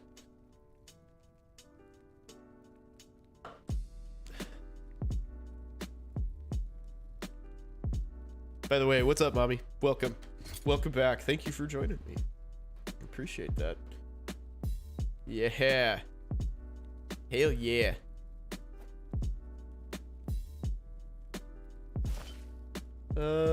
I think I just have like random shit in here, pretty much. That's actually pretty decent. Warpath area. Vitality and physical damage. Okay, don't really need that. I'm not sure why that's in there to begin with. So, there we go. Hey, problem solved. I'll take that Fizz Res back, though. Guess I might as well put that back in. Cool. You laughed when I said mommy. I guess that could be taken out of context pretty easily, couldn't it? Yes, I am not careful with what I say, pretty much ever. That's great. Void Pin, go away. Crit and lightning res. Yeah.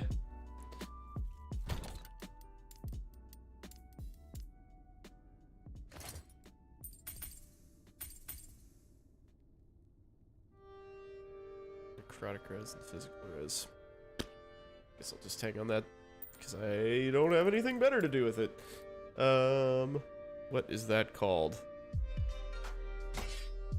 Torcrifins. That's a freaking hard word to say for me. Do we do every... So, part of our problem is that our baby will not take a bottle. Or a pacifier. So, fuck me.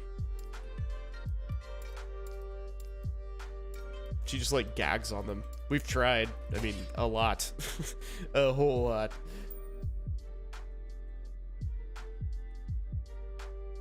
Yeah, so we would. We totally would. I would be happy to do that and sort of split the load, so... You know, like my wife could get legit sleep. Yes. You know, like put a, 4-hour stretch together, 5-hour stretch, but it ain't happening. Yeah, it's big oof. We crank the difficulty up to 11 on this one, man. It's really kind of shitty. I need to replace this belt.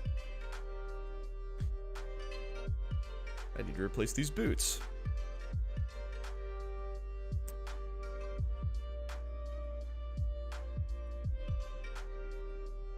Killed an enemy recently. Fire skills and necrotic skills. These are all like pretty decent uniques for this build, actually.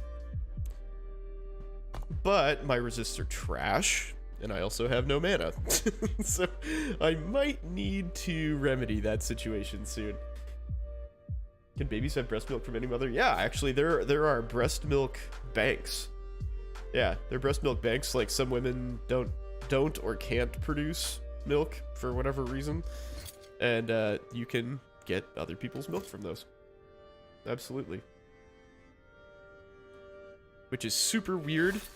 Yes. There is such a thing as a wet nurse, which is another woman who breastfeeds babies. I am sure that still exists, even though it is very weird in my opinion.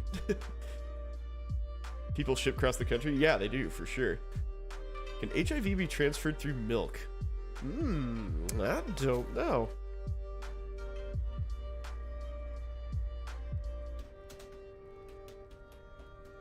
Yeah, I don't think so. Spread through certain body fluids, including breast milk. Interesting. Well.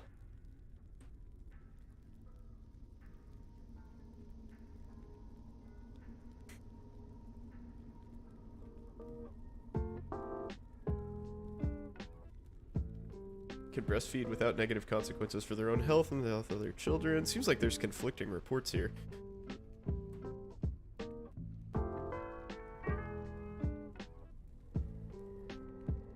I literally breastfed my kid and I'm calling him weird. Oh yeah. No, I totally, yeah, I totally do that. It's hilarious. I mean, breastfeed? You know, there's nothing to feed there.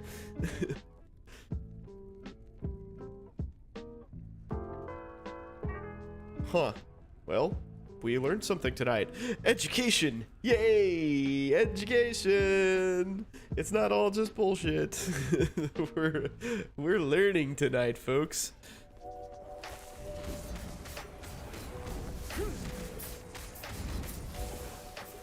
I did not know that.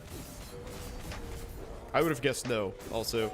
Not a, like, strong leaning no, but I would have guessed no. I don't know what an OOTD is.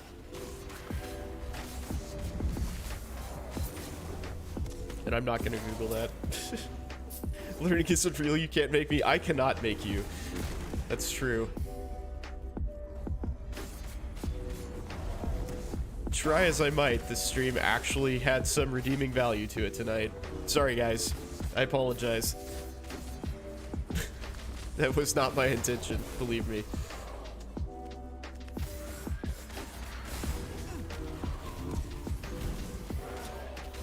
I did the best I could to just slay monsters and talk about stupid nonsense, but damn it. Somebody had to go ask a reasonable question, and we found an answer to it, and, you know, it was just all downhill from there. Oh my god. Am I, like, getting mana drained or something? What the fuck is happening? Okay. Did I ever make the bouillabaisse? Terrible, man. Outfit of the day is pretty much the same one that I've been wearing forever. Like, I really didn't care about fashion to begin with. And ever since having a kid and having like no sleep schedule to speak of, really couldn't give less of a shit. Cool. Frequency timing, HIV transmission through breast milk. Main outcome measure, incidence of HIV in breastfed infants by age and maternal and infant risk factors. Okay. So, I am impatient, so I'm going to see what their results were.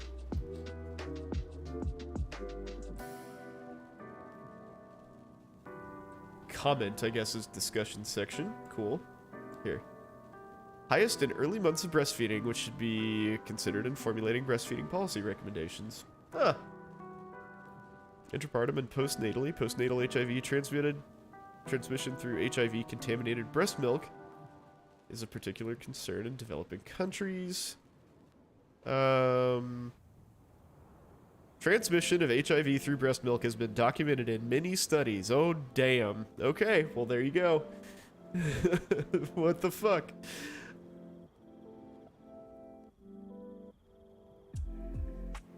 That is a bummer.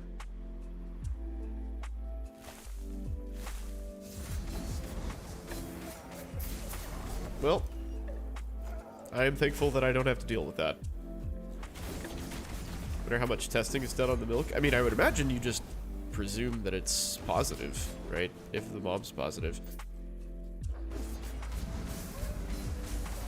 Or are you talking about the, like, banked milk?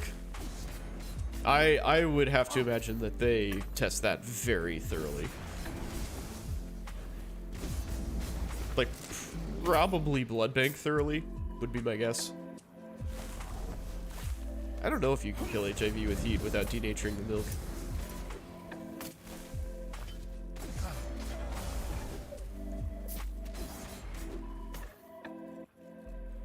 That is an interesting question. I mean, you can definitely kill HIV with heat, but if you could, I don't know if the question is like whether you can do it without fucking up the milk and making it useless. Because you don't, like, cooked breast milk is not really worth anything.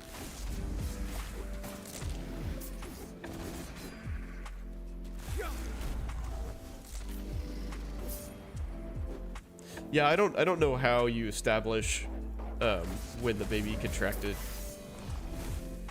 HIV. So one thing that playing Redemption Paladin, mistakes were made. Exactly. Yeah, well, I never said that I was good at anything that I do.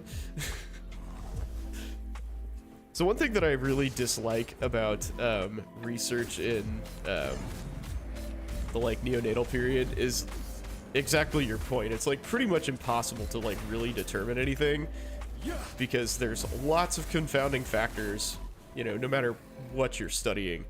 And then like over the course of your study period, your subject changes dramatically. I mean, my kid is, in 3 months, my kid is literally twice the size she was when she was born. I mean, there's like this huge amount of like physiological and neurological development that goes on. So like, what are you, like, you know, your parameters change entirely. I mean, I guess you can get like some kind of information by just comparing, you know, like taking those changes into account by studying a big enough population, but you know, like good studies are pretty much impossible to make. Also, boil your milk. I do not make my wife boil her breasts before feeding our child. No, I don't.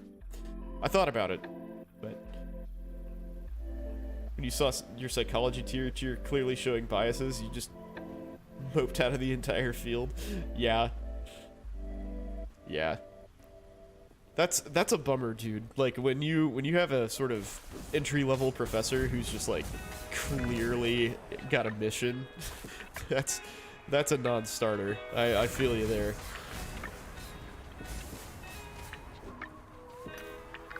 I cannot do that. That's a huge disservice to new learners, in my opinion. I try really hard to not do that to the AA students. Like, one of the harder things about working in anesthesia, like especially if you're a mid-level, is that you're always working with somebody different, and we're all doctors, so we're fucking crazy, and we do shit our own way. And I try not to be, and you know, like everybody comes in and they're like, hey, well, you're doing that thing wrong. I do it this way. You need to do it this way because you're working with me. And like, you know, the person you work with changes throughout the day. So, you know, most of the time. So, you know, if you've got a bunch of people who are like super anal and want you to do things their way or the highway, then that's shitty. And I try not to do that. I try not to like impose, you know, my own preferences and thoughts on the students. I show them how I do it, and I tell them why that is.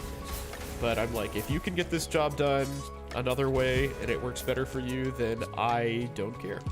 You do whatever works for you, but you're a student right now, so you're gonna try it this way. And if you think I'm totally full of shit and what I'm doing is useless, then forget it. Don't worry about it. This game looks great. This game is great. And it's changing all the time. It's very much more accessible than Path of Exile. It's a lot more straightforward. I haven't even really shown any crafting tonight. I haven't done any crafting. But the crafting is super easy. Like, hold on. Get to a place where I'm not gonna die. I'll show you the items. Yeah, so each thing only has 4 mods. And then forging potential is like how much you can craft it. And each craft uses like a random amount. So anywhere from like 1 to 15 forging potential or something. And then there's like little modifiers. I don't have one in my inventory, but there's little things that you can do that kind of change what each craft does a little bit. Kind of alter your RNG a touch. But I mean, it's way more deterministic and user-friendly. It's awesome. This game is great, and the developers know exactly what they're doing. They know what makes a good action RPG, and they're very communicative, very open with the community, open to change. I mean, I think right now the game is in finished condition. Like, I would buy this game as it is. Obviously, right? I put like probably like 400 or 500 hours into this game.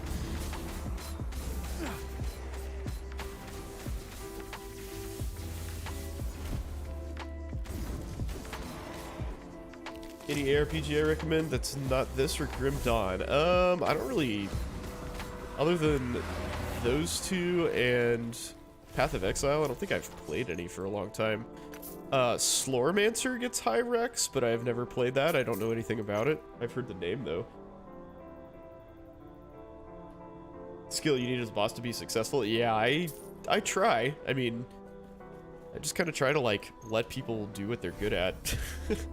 I mean, like, you have a job, go do it. I'm not gonna micromanage your shit. You know, if you get good results, fine. Am I planning on adding any more channel point redemptions? God damn it. that is, so no is the short answer. That is way down my list of priorities. Yes. Slormancer isn't a thinky RPG? Okay. Yeah, I don't know anything about it. Taking a bit of pure cocaine, letting reaction times take the wheel. Nice. And yes, I 100% am planning on seeing Cocaine Bear. I am also planning on seeing whatever that movie is. I've forgotten the title, where it's basically this like crazy ass Finnish dude killing a bunch of Nazis. It's by the same, I think the same whole production team and like director and everything who did John Wick. I saw a trailer for it, which we should, well, yeah, I'll probably get copyright struck if we do. Yeah, that looks absolutely amazing. There's a scene where like there's a Nazi just like standing there, and out of this like cloud of smoke, there's a landmine that just comes and hits him in the face and blows up. Like, this is the kind of gratuitous violence that I am all about. Let's do it.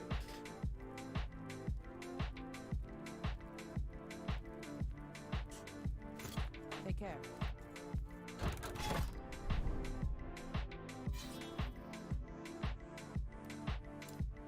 So yeah, I will be watching both of those.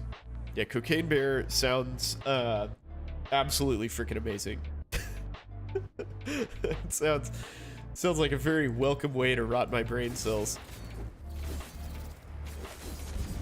Yeah, so are there any other action RPGs that are like worth playing? Oh, Torchlight Infinite sounds pretty good.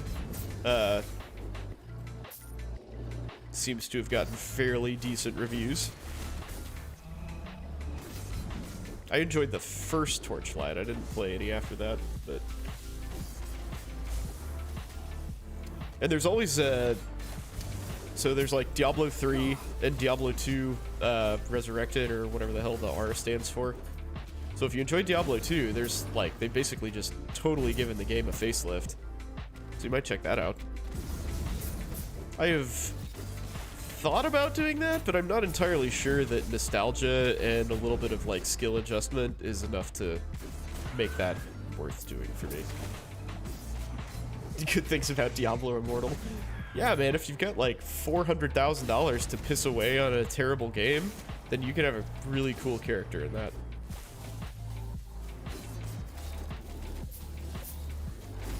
Stand down. Wasn't the number like 150 grand? Like, to max out your character, you have to spend like $150,000 on it. That's so insane. Yeah, dude, if you get the Diablo bug, D2 Resurrected sounds pretty cool. I hear that they did a really good job with it, actually. I just, like, frankly don't have enough time to pick multiple games. Not that you do, either with the kid, but new kid. Echo conquered, yay! Off I go. Yeah, D4 is June 6th, right? As of right now, at least. Don't have any time, but I still buy games. Dude, amen to that. My Steam collection is kind of ridiculous. Oh. Oh my.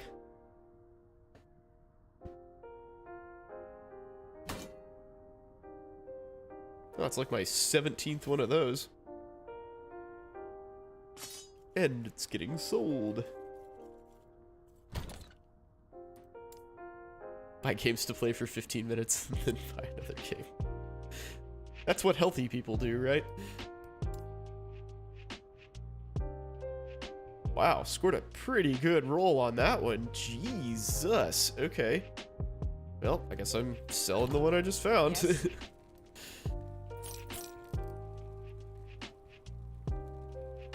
Yeah, that's how I feel, man. I am bound to Path of Exile. Actually, just kind of, I was doing some theory crafting in Path of Exile earlier today, in Path of Building specifically. So I just kind of like had a couple ideas that I wanted to test out.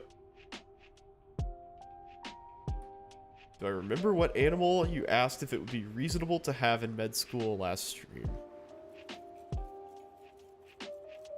No, not off the top of my head. What was it? I'll that rings a bell. I will remember it like as soon as you tell me though.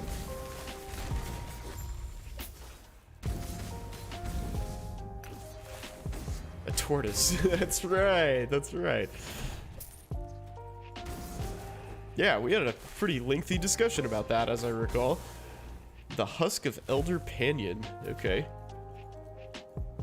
Let's go slay a husk, shall we? Nope, not that way, though. So did you get a tortoise? Buy a pet that's gonna outlive you.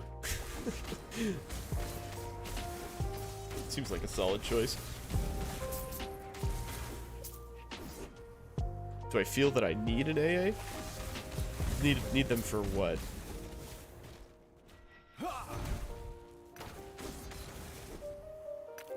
I mean, the whole, like, care team model is basically so that you have competent people overseeing cases. So you can generate more revenue and put more, you know, throughput increases. It's good for patients, too, by virtue of not, you know, slowing the schedule down. Yeah, they're an assistant, but they're sitting in a room. They're sitting in an OR, like, managing a case. So my job is just, like, running around seeing patients. I see, like, 20-ish patients a day. And I'm just kind of like running around the operating room. You know, I'm there whenever somebody goes to sleep or wakes up. No, they're not helping me directly. Unless I'm in the room fixing shit. Unless I'm in an operating room, like, you know, resuscitating a patient or something. Then they're helping me directly. But most of the time, they're just kind of in there managing the case and taking care of the patient and stuff. And I'm there for all the critical parts. Like, if there's a big part of a surgery where... you know, the patient might go south, which off the top of my head is basically like anytime you have some sort of big, like, vascular, you know, clamping or something. Or you, like, go on or off bypass. Those are occasions where that is the case.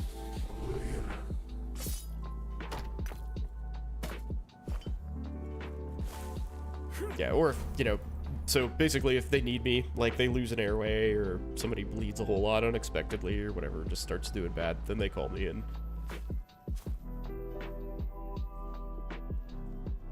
Big? Well, since it offended you, yes, I'm calling you big. Too heavy. What do I think about the anesthesia care tower? I don't even know what that is. Access to anesthesiologist under supervision models. Oh, that's interesting. I mean, I don't really think that'll work. Just because you, like, if shit hits the fan, you sort of have to be there to, like, handle it. You know, there's nobody who can substitute for me, like, you know, if I need to go and put, like, a giant bore central line in somebody really fast because they're losing tons of blood, AAs don't get trained to do that. I mean, they like, actually, they can do it and have put in those lines before. But, I mean, I personally have done that hundreds of times. They've done it, like, 10. So it makes there's a huge experience gap, and it's tough to just bark orders at somebody. Like, you really kind of, at some point, you just need that extra set of hands. You just need more people in the room to be doing stuff. So even if the AA knows exactly what to do, you know, having 2 people makes it goes twice as fast. And when somebody's life is on the line, you've got to have that.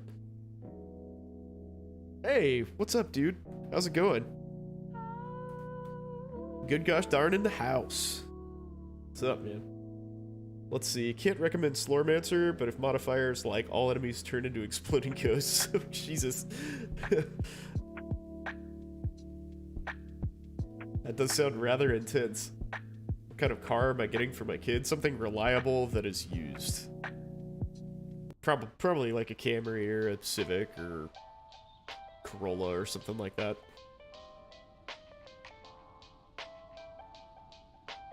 Yeah, I think supervision. So there's a bit of a terminology issue here. So medical supervision can be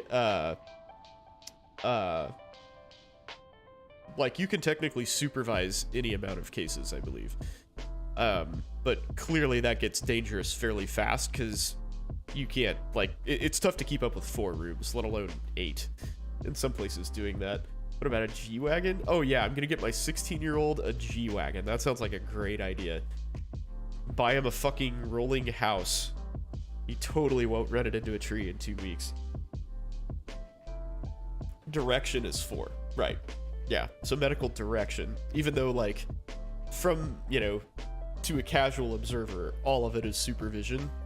Like, legally speaking, supervision and medical direction are different. Kylie Jenner had one. Well, shit. Maybe I'll just be a billionaire. So I'll just make myself a billionaire in the next 10 years, and then he can have whatever the fuck car he wants. I don't care. I'll buy him another one. Gets a scratch on it, he gets a new G-Wagon. Don't care. Woo! 3 siege towers is not super cool. Let's get out of here. Yeah, 2 residents, yeah. I think that's hilarious. It's like a resident effectively counts as 2 anesthetists.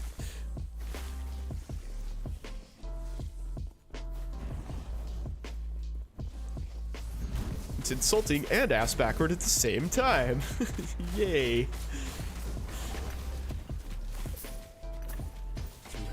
Oh, damn it. Cool, I'm doing an echo where I can't pick anything up. That is perfect. G-Wagons are ugly. I actually agree with you. I think G-Wagons are really overrated.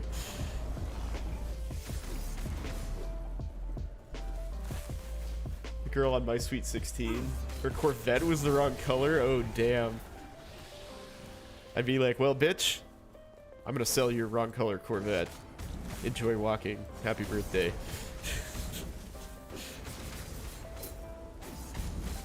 Oh yeah, I mean, all those shows are totally fake, dude. All those reality shows are 100% fake. I actually know people who were on International House Hunter, and they already owned their house when they were on the show. And so they said that the producers had them, like, go through the house and pick out things, like weird stuff, just to, like, say that they didn't like it, to, like, create conflict. I watched their episode. It was really funny. Too heavy.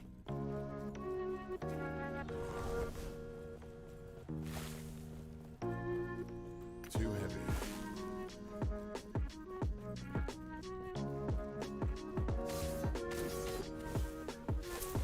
Only one at the bakery that has a single person shift because nights as busy as days. Yeah, right?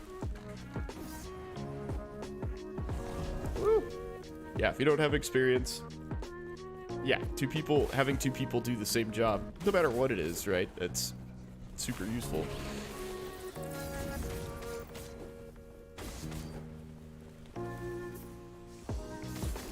Oh, I ignite so much.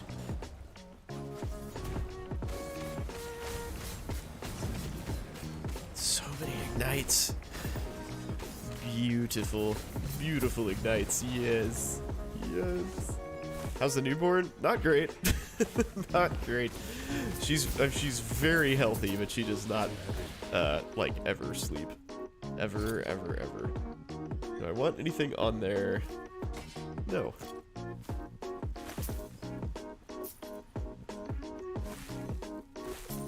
You know what? No, like my kid is actually super good. He is really good with her.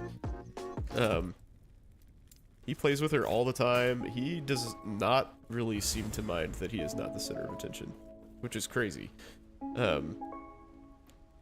Sometimes I think that might like come out in different ways. Like he's kind of been mean to my mother-in-law when she used to be like his absolute favorite. And she's like totally baby crazy. So I don't know, maybe he's a little jealous there.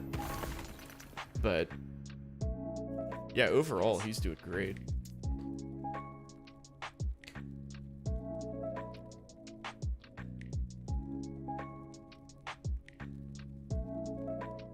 How is he mean to her? He's just kind of like short with her, you know, but he's a 5, you know, he's 6, like he's a little asshole anyway. It's just kind of how they are. Spell damage over time, huh?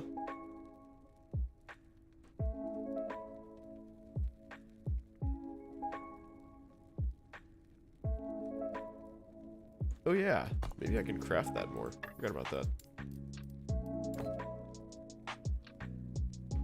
Gonna pick that chance to ignite up one. Oh, so sexy. Yes. Yes. You're not an asshole at 6. I guarantee you, you are an asshole at 6. Yes. Everyone is.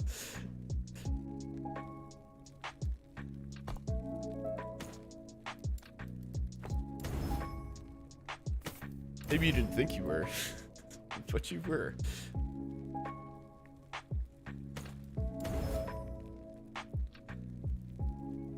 Too busy thinking about trains and stars to not. Yeah, these days it's the Axiom. So Wally, he's a huge Wally fan, and today, so my father-in-law actually came in town on Friday, and they built a like foam core model of the Axiom, which is like the, you know, giant transport ship in Wally, which was hilarious. He like draws it all the time and like talks about it. He is crazy, man. Crazy weird ass little kid.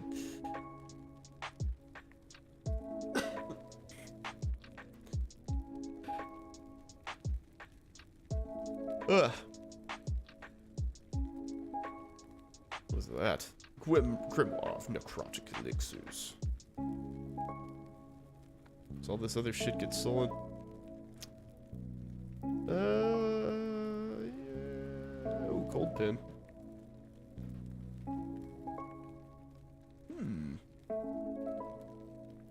That's actually not bad. All kids are a-holes, and if you don't think so, you don't think you have kids. Exactly. Exactly right. Welcome.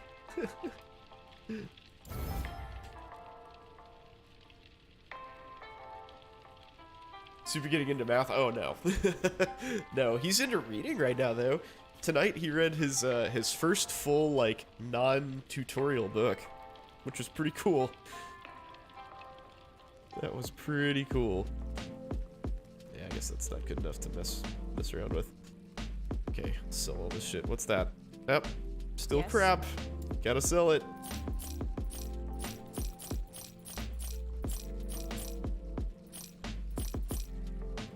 Take care. Why isn't this game more popular? I don't know. Welcome to the stream, by the way. Good to see you. Thanks for joining. I don't know why it's not more popular. It checks all the ARPG boxes, man. That is totally worth the price of admission. Well, it's like 35 bucks or something on Steam.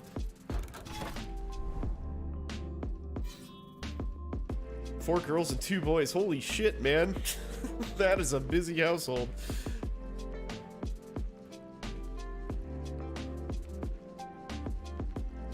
They all suck and are all great at the same time. Yes, that sums up parenting very well. It's 20 hours into it 3 days ago? Yeah, I would totally do that if I could. If I had the wherewithal to spend that kind of time on it, I would do it. It's great, man. This is a really good game, and we were talking about this earlier. It's like good and getting better all the time. Like the devs are, this was a passion project, like purely a passion project. And when it first started up, it was terrible, from all accounts. When did I start playing this? Probably 2 years ago. But it's been great ever since I played it. Like once they kind of got some meat on the bones a little bit.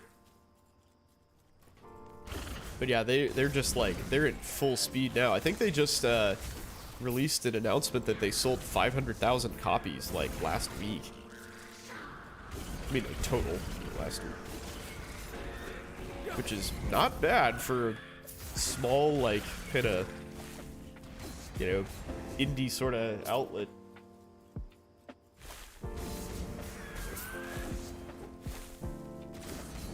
Put your FPS, Matt. Yeah, you gotta change your name, man. Sorry.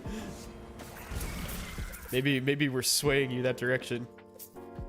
Yeah, but the thing that I really enjoy about this is how user-friendly it is. I feel like the crafting is, like, just complex enough to be interesting, but it's also super easy to do. And it's not massively punitive like Path of Exile is, for instance. Where you're like, I want to make this really awesome item, so I'm gonna spend more in-game currency on this than most people get in years of playing. Just to, like, get this one mod on this one item.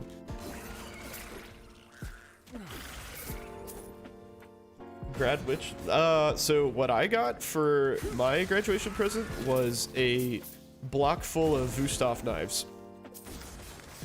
I've forgotten what series of Wustofs, but they were, like, really nice. I haven't sharpened them. The chef's knife is kind of getting dull. Both of the chefs, the, what is it, 4-inch?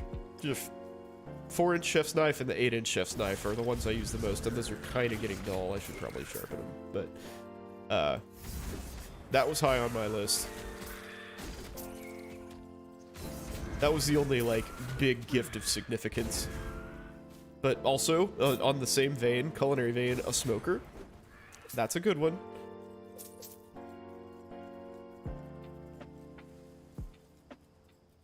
Gonna ask for money? Yeah, but money's not, like, fun, though. You know, if for a big thing like that, I would ask for something that's, like, cool that you would buy for yourself anyway.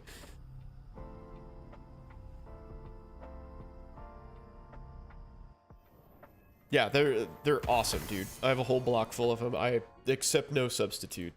They're great.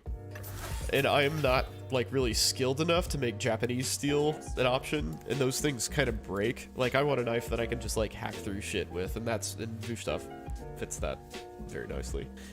Take care.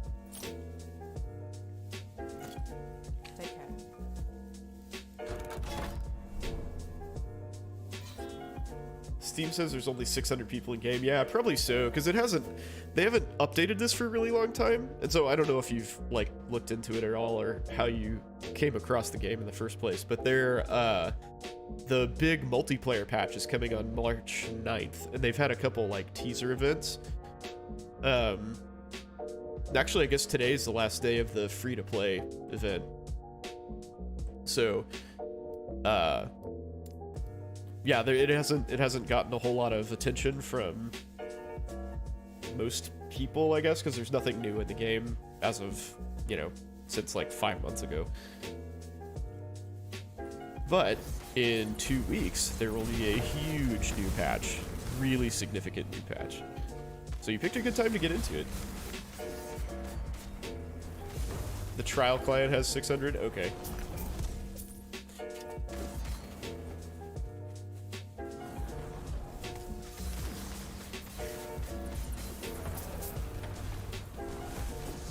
A year ago?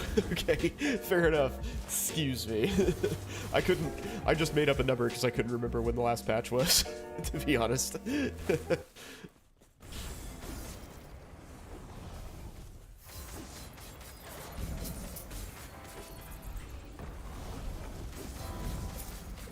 But yeah, they've been the devs have been putting all their time into multiplayer, which, as I understand it, is like a catastrophic pain in the ass. Like, it sounds like multiplayer is like the hardest freaking thing ever to implement in a game.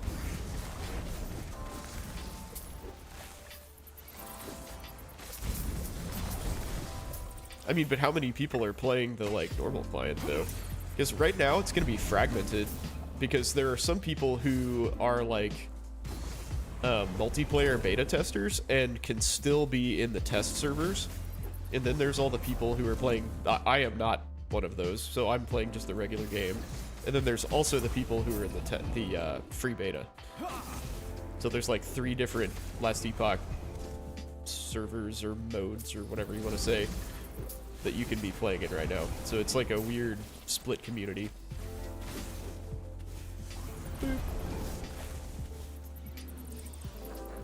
Oh my god. There's a lot going on right now.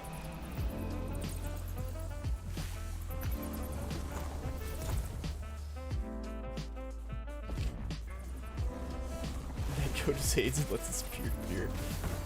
Yeah, I don't know anything about coding. I am a computer dunce, which is bad. I should do better.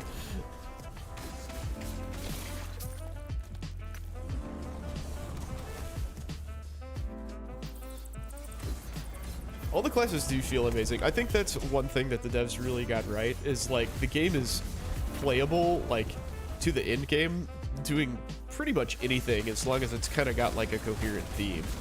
You know, you can't just like totally half-ass it and be okay at the higher levels, but you know, you can come up with some like weird shit and it'll probably get you through like 95% of the game.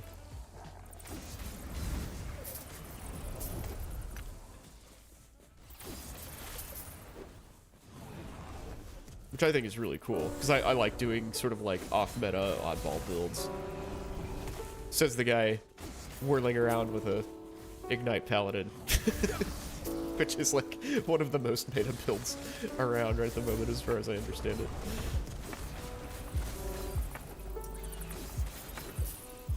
Lich having to use... It seems like Lich is kind of... like maybe leans into the self-harm mechanic a little too much.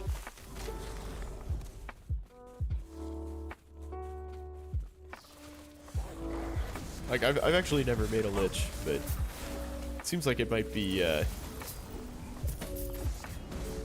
like that whole like life degen thing on every single skill you have might not be the best idea in the world.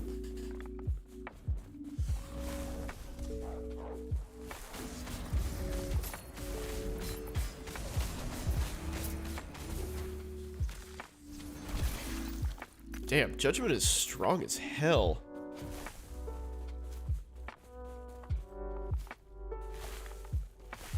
The Rive Paladin. I had a Rive Void Knight.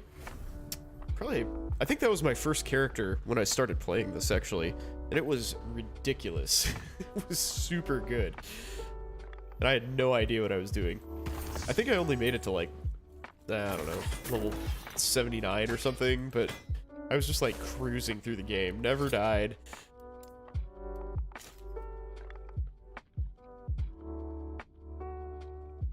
Lots of crit multi. That's those are fairly good mods for a 9.5999. Nice. To 11.5. I wonder if that's a joke or if it's like a rounding error. You never know in games like this. Yes. Alright, sell shit. Additional multi-strike swords? Cool. I don't know what that means. But okay.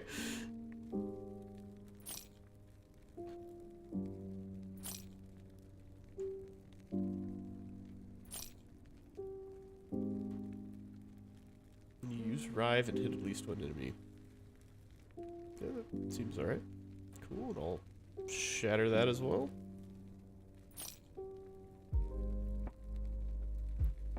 Reaper form is...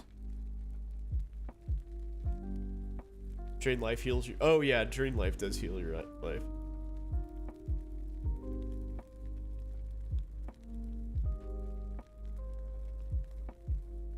Yeah, you have to like balance all that shit. That makes sense. Which, yeah, I don't know. I mean, that's not like a day ruiner, I guess. You know, it's something that I would consider doing, but it seemed like it kind of constricts your build options a fair bit. Because you, like, if you actually want to use your powerful skills, you've got to account for the fact that you're going to be, like, fucking killing yourself all the time. Which I guess is kind of cool, in a sense, but I don't feel like the regeneration mechanics in this game are strong enough to give you options for doing that. Like in Path of Exile, you can just, like, go and get a bunch of gear and, you know, offset your regeneration problems, or you can leech life, or, you know, there's a lot of different shit you can do, but in this it's kind of like leech is really your only realistic option. Outside of skills, that is.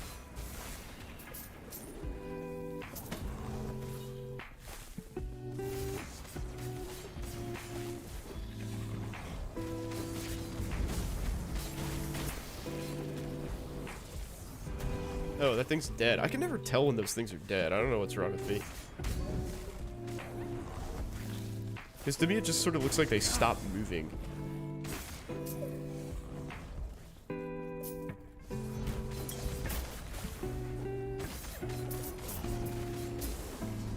Yep. Give me the shards. Give me those shards.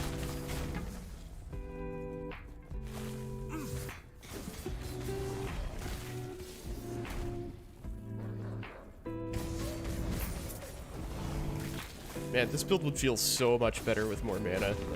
I really have to get with this program here. I think I might be high enough level to use a lot of the like exalted items that I have, so I might have to craft those up at some point. And by at some point, I mean tomorrow while I'm at work, because I can.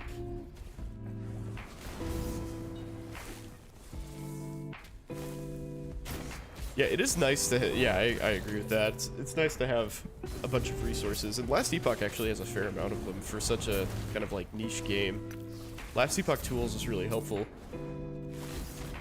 There's a couple like very involved community members who have good build guides and all sorts of stuff like that, so. It is pretty easy to, you know, look for a resource and find something that's useful for build creation, which is excellent.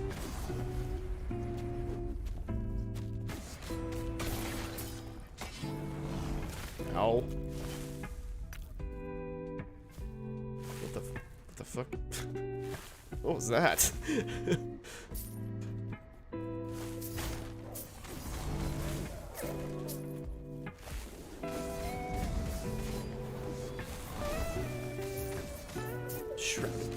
Shellhound, not Hellhound, Shellhound.